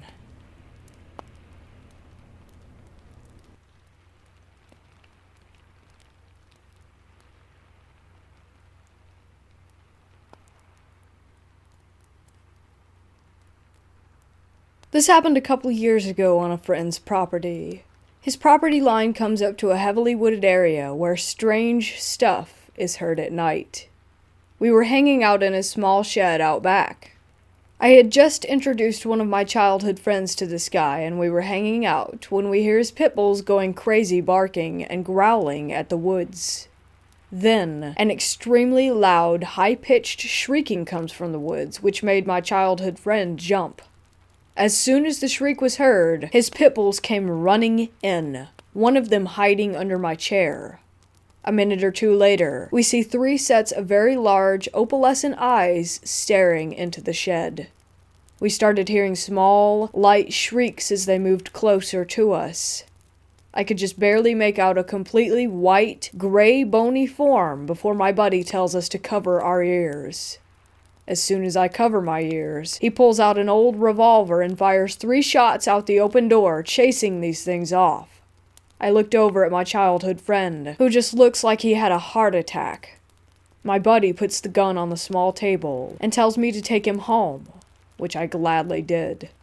I've been back over there a few times, and every now and then I hear a shriek coming from the woods, accompanied by my buddy pulling back the hammer of his gun.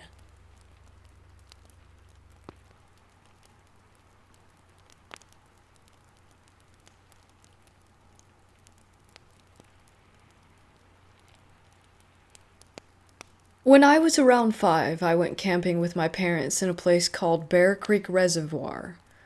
Because it's a very isolated place deep in the woods, we got there by driving up an old logging road. The actual reservoir itself was very beautiful and quiet.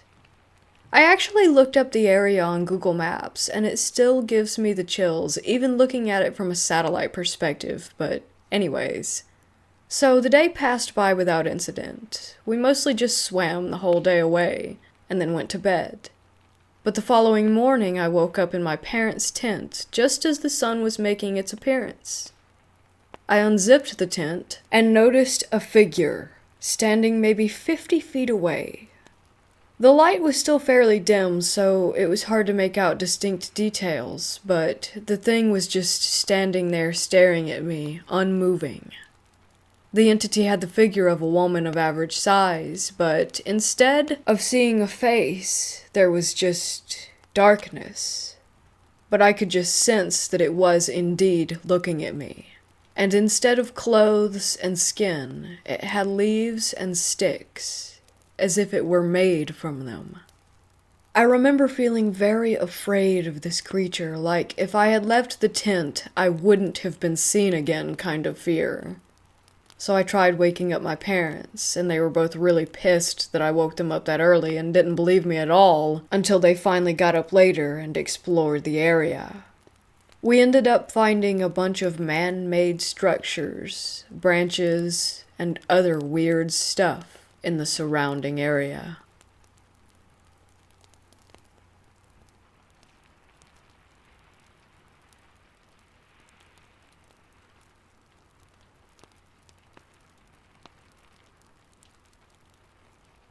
I'm going to tell about my experience, but for certain reasons I will not be naming anyone specifically.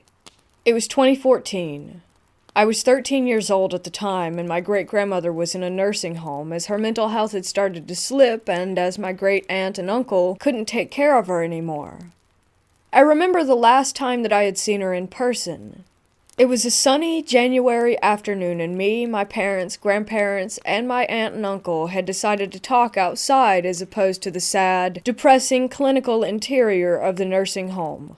Despite my great-grandmother having memory issues, she recognized me right away and told me specifically hello. It's March of 2014, and during the night, I'm having memory flashbacks of things that me and my great-grandmother used to do, like stringing long strands of old-fashioned buttons, or the time I had my first ever garden-grown tomato raw, sitting on the porch swing with her while my grandfather worked in the field. I remember waking up that morning and asking, almost demanding my mother to call the nursing home, or my great-aunt and uncle, and she called them while I took a shower. After I got done, my mother informed me that my grandmother had indeed passed away from old age. I spent the rest of the day walking around our house in an almost trance-like state.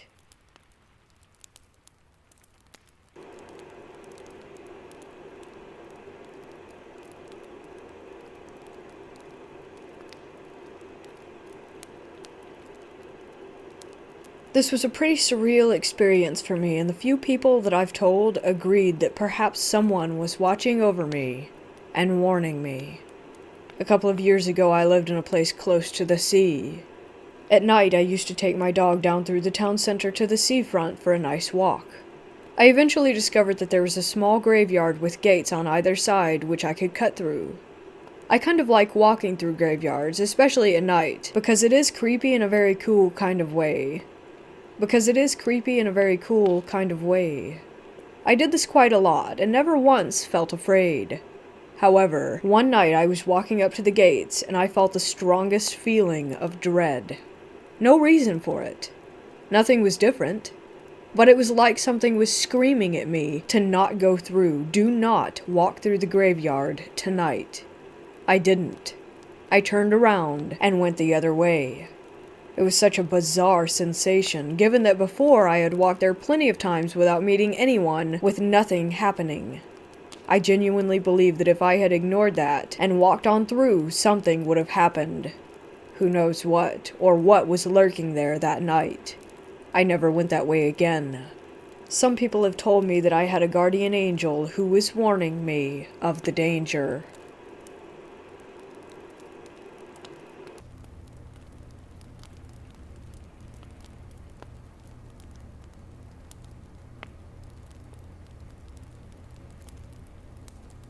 About a year or two ago, I was in my room sleeping.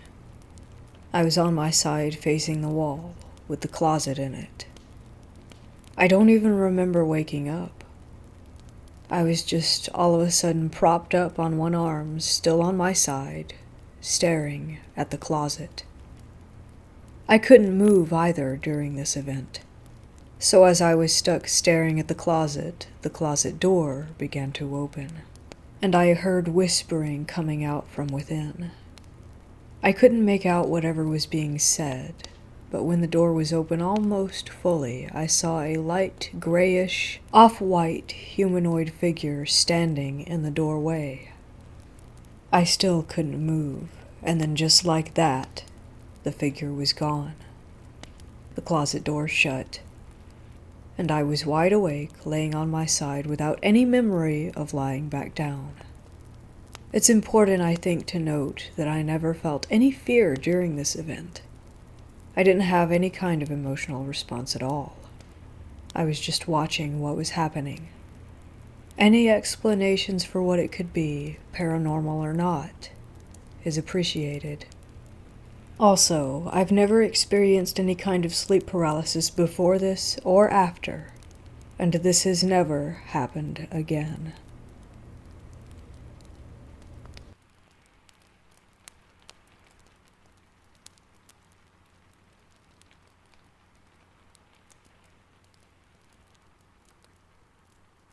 For a little background, my mother has been in a long-term nursing facility since March, with some serious but stable health issues. Then there was a virus outbreak in her facility, and she was diagnosed with it. I of course worried for her condition as she began to decline rather quickly over the beginning of last week. Last Wednesday, I switched off my light at 10 p.m. like most nights, rolled over, and began to doze off.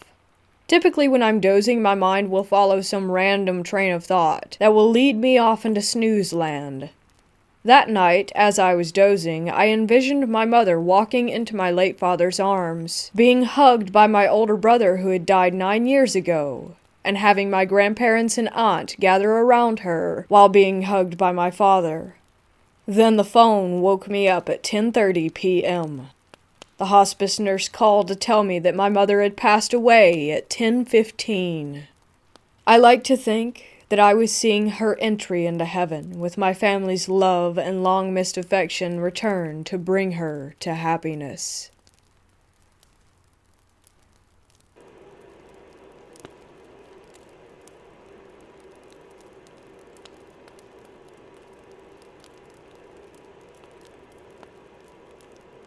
I always visit my son at the cemetery, usually at night. I love how peaceful it is there, and just look at the clear, starry sky. Today has been a rough day for me. I cried and prayed on my way to the cemetery. First, I noticed how bright that the moon is tonight. I usually have to use my phone's flashlight so that I could see where I'm going. Not tonight. My son has a toy box on his grave. Letters, books, and toys are inside. It's a little plastic tote. The lid wasn't there when I got there tonight. It was on the ground. Today's weather wasn't really nice. Everything must be wet, I thought. But no. The card and the letter that's sitting on the very top were dry.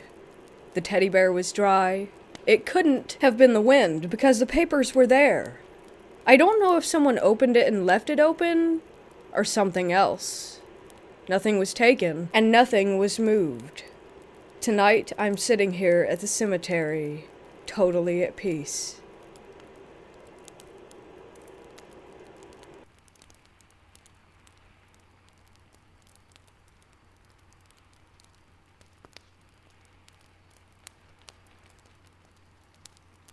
My boyfriend at the time and I went to Key West in 2014 for vacation back in my junior year of college. Doing some bar hopping, we went into the main strip's Coyote Ugly bar. I ended up sitting next to this very thin, dark-haired woman. When I asked her if it was all right if I sat there, she turned her head toward me in an incredibly slow manner. She nodded her head up and down, equally slow. I don't think anything of it. My boyfriend and I order a drink, and we're talking amongst ourselves for a minute. I'm facing away from the woman, and I feel her tap on my shoulder.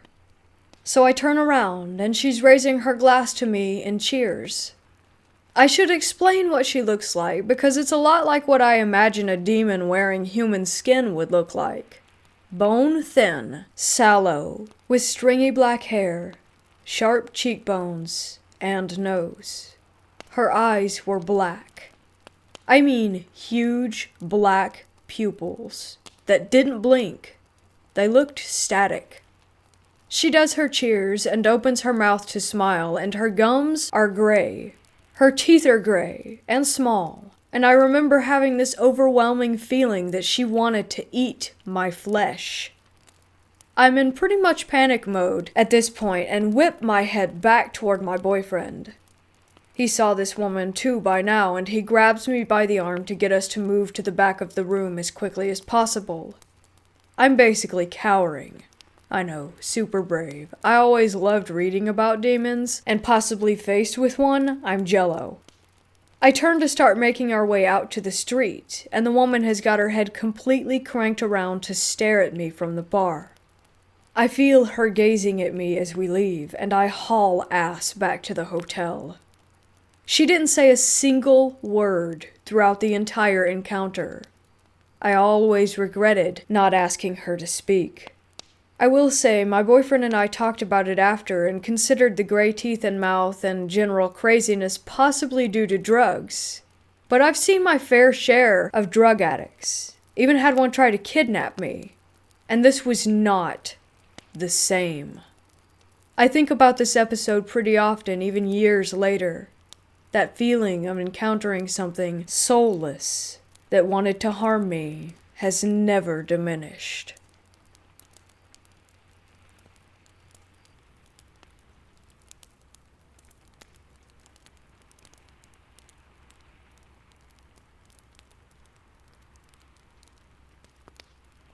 Back in 2018, I decided to move out to another state.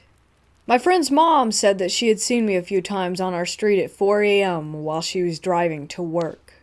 I came back in 2019 and stayed for a couple of weeks and then left to a different state.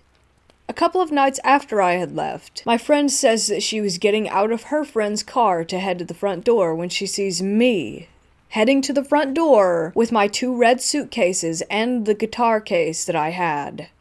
She said that once she got out, I turned around and went across the street, going in front of the headlights, where she got a good look at me. I was wearing the same clothes that I had left in, had the same suitcases, and the same guitar case. They say it's a skinwalker, which would make sense because the entire area we live in were Indian burial sites. The area has always been supercharged with energy, but from my understanding, skinwalkers imitate animals? I'm not sure what it was. Definitely wasn't a ghost, because I'm still alive. But now I'm back here with my friend at the same house, and I would really like to know what could be impersonating me.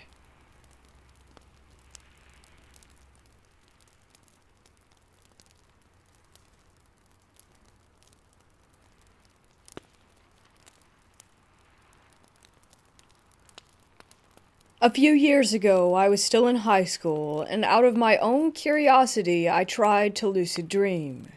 I started recording dreams for a month as soon as I woke up. I had all of them written out on a big notepad, but I never really got it to work. Anyway, one night I had a dream where a friend came to me right before I woke up, and the only thing that happened was him telling me something bad is gonna happen soon. A few days later, I completely forgot about this, but the same friend in real life keeps acting really just down in the dumps. I ask him what's wrong, and he said it's just a bummer because his uncle had a heart attack and he's worried about him. To add to it, I get a call later that day telling me that my uncle also had a heart attack on the same day and died. At that point, I had to break this weird story to him. Premonition? Or just pretty creepy coincidence? He believes the story, even though I would have been skeptical.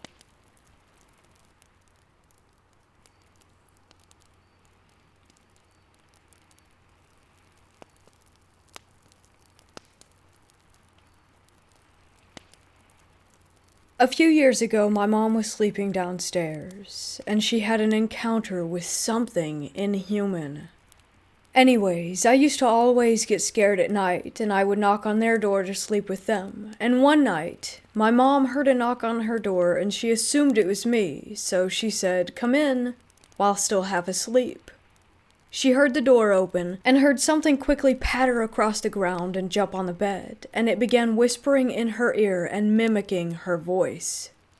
She freaked out, and opened her eyes, only to see a very skinny, small, webbed-looking creature running out of the room. Me and my dad awoke to her screaming. We believe the house was haunted because we all had paranormal experiences there. We believe it came to be haunted because the previous owners performed satanic rituals, etc. When I showed her that skinwalker picture that kind of went viral, she said they looked really similar. But we don't know if this was a skinwalker or a malvoyant spirit.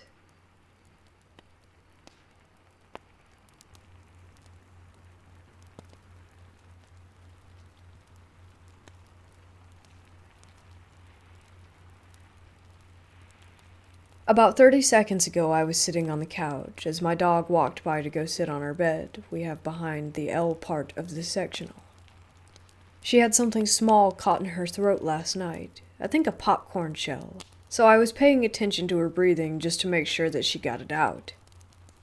For a few minutes, she was breathing fine, and then what sounded like a light snore started happening.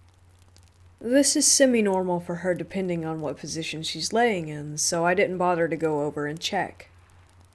That went on for about 5 minutes, until the most disgusting, and to my now realization terrifying, snore, cough, wheezing sound started happening. I go over to her to make sure she's okay, and the exact moment I looked at her bed, the sound stopped, mid-breath, and she wasn't there. She was outside with my parents. Had been for around 30 minutes. There's no way to get out of the room without walking right past me. I don't know whose fucking dog I saw, or what was making that creepy-ass sound 5 feet away from me.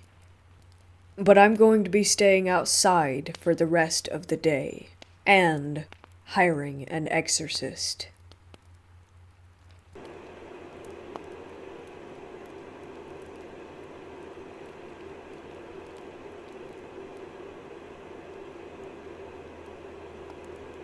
When I was about 4, I went to the local cemetery with my aunt. She went there often to take pictures because there were some pretty spots there. She was taking photos of my cousins and I ran off, and when they realized I was missing, they yelled for me. I came back and they asked where I had been, and I said that I had been playing with my friend Angel, and that I would take them to her grave. I did, and even though I couldn't read, I told them details about her that I wouldn't have known unless I had been able to read her headstone. Since then I've looked into the girl and found out that she's the sister of some people around my age, who I know in my town. She was 4 when she died. I still look for her headstone every time I go to the cemetery, even today.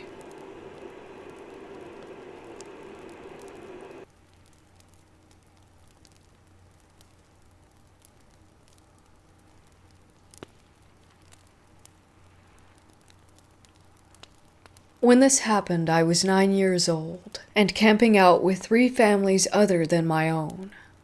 I was sleeping in a small tent with one of my closest friends when something woke me up.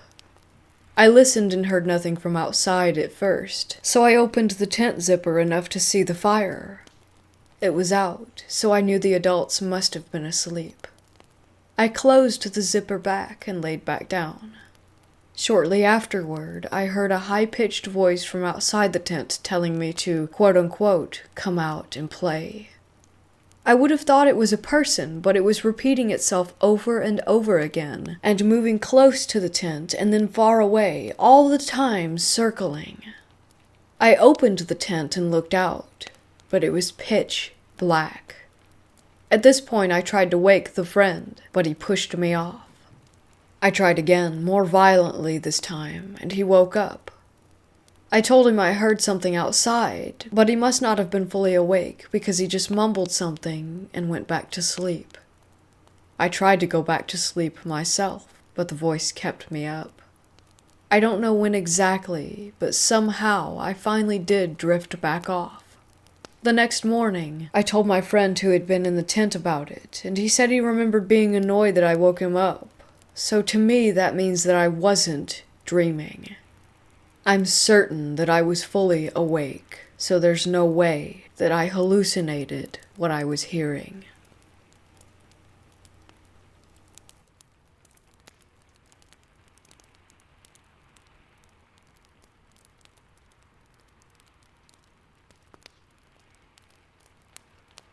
My mom and grandma have had similar experiences with premonitions, but I am now 21 and have been having them for the first time in my own life recently. A few weeks ago, I had a very vivid dream about my childhood best friend who I haven't seen or spoken to in years, and I woke up the next day to find out that she had committed suicide. Then this past week, I told my boyfriend that I missed our old coworker, who we also haven't seen or spoken to in a few years. And come to find out, he suddenly dropped dead about 15 minutes before I had made that comment. Today I took a nap and had another very vivid dream, very lucid, about my high school boyfriend. And now I'm a little bit freaked out, and I'll definitely be watching his social media over the coming days, hoping that this has just been a weird coincidence.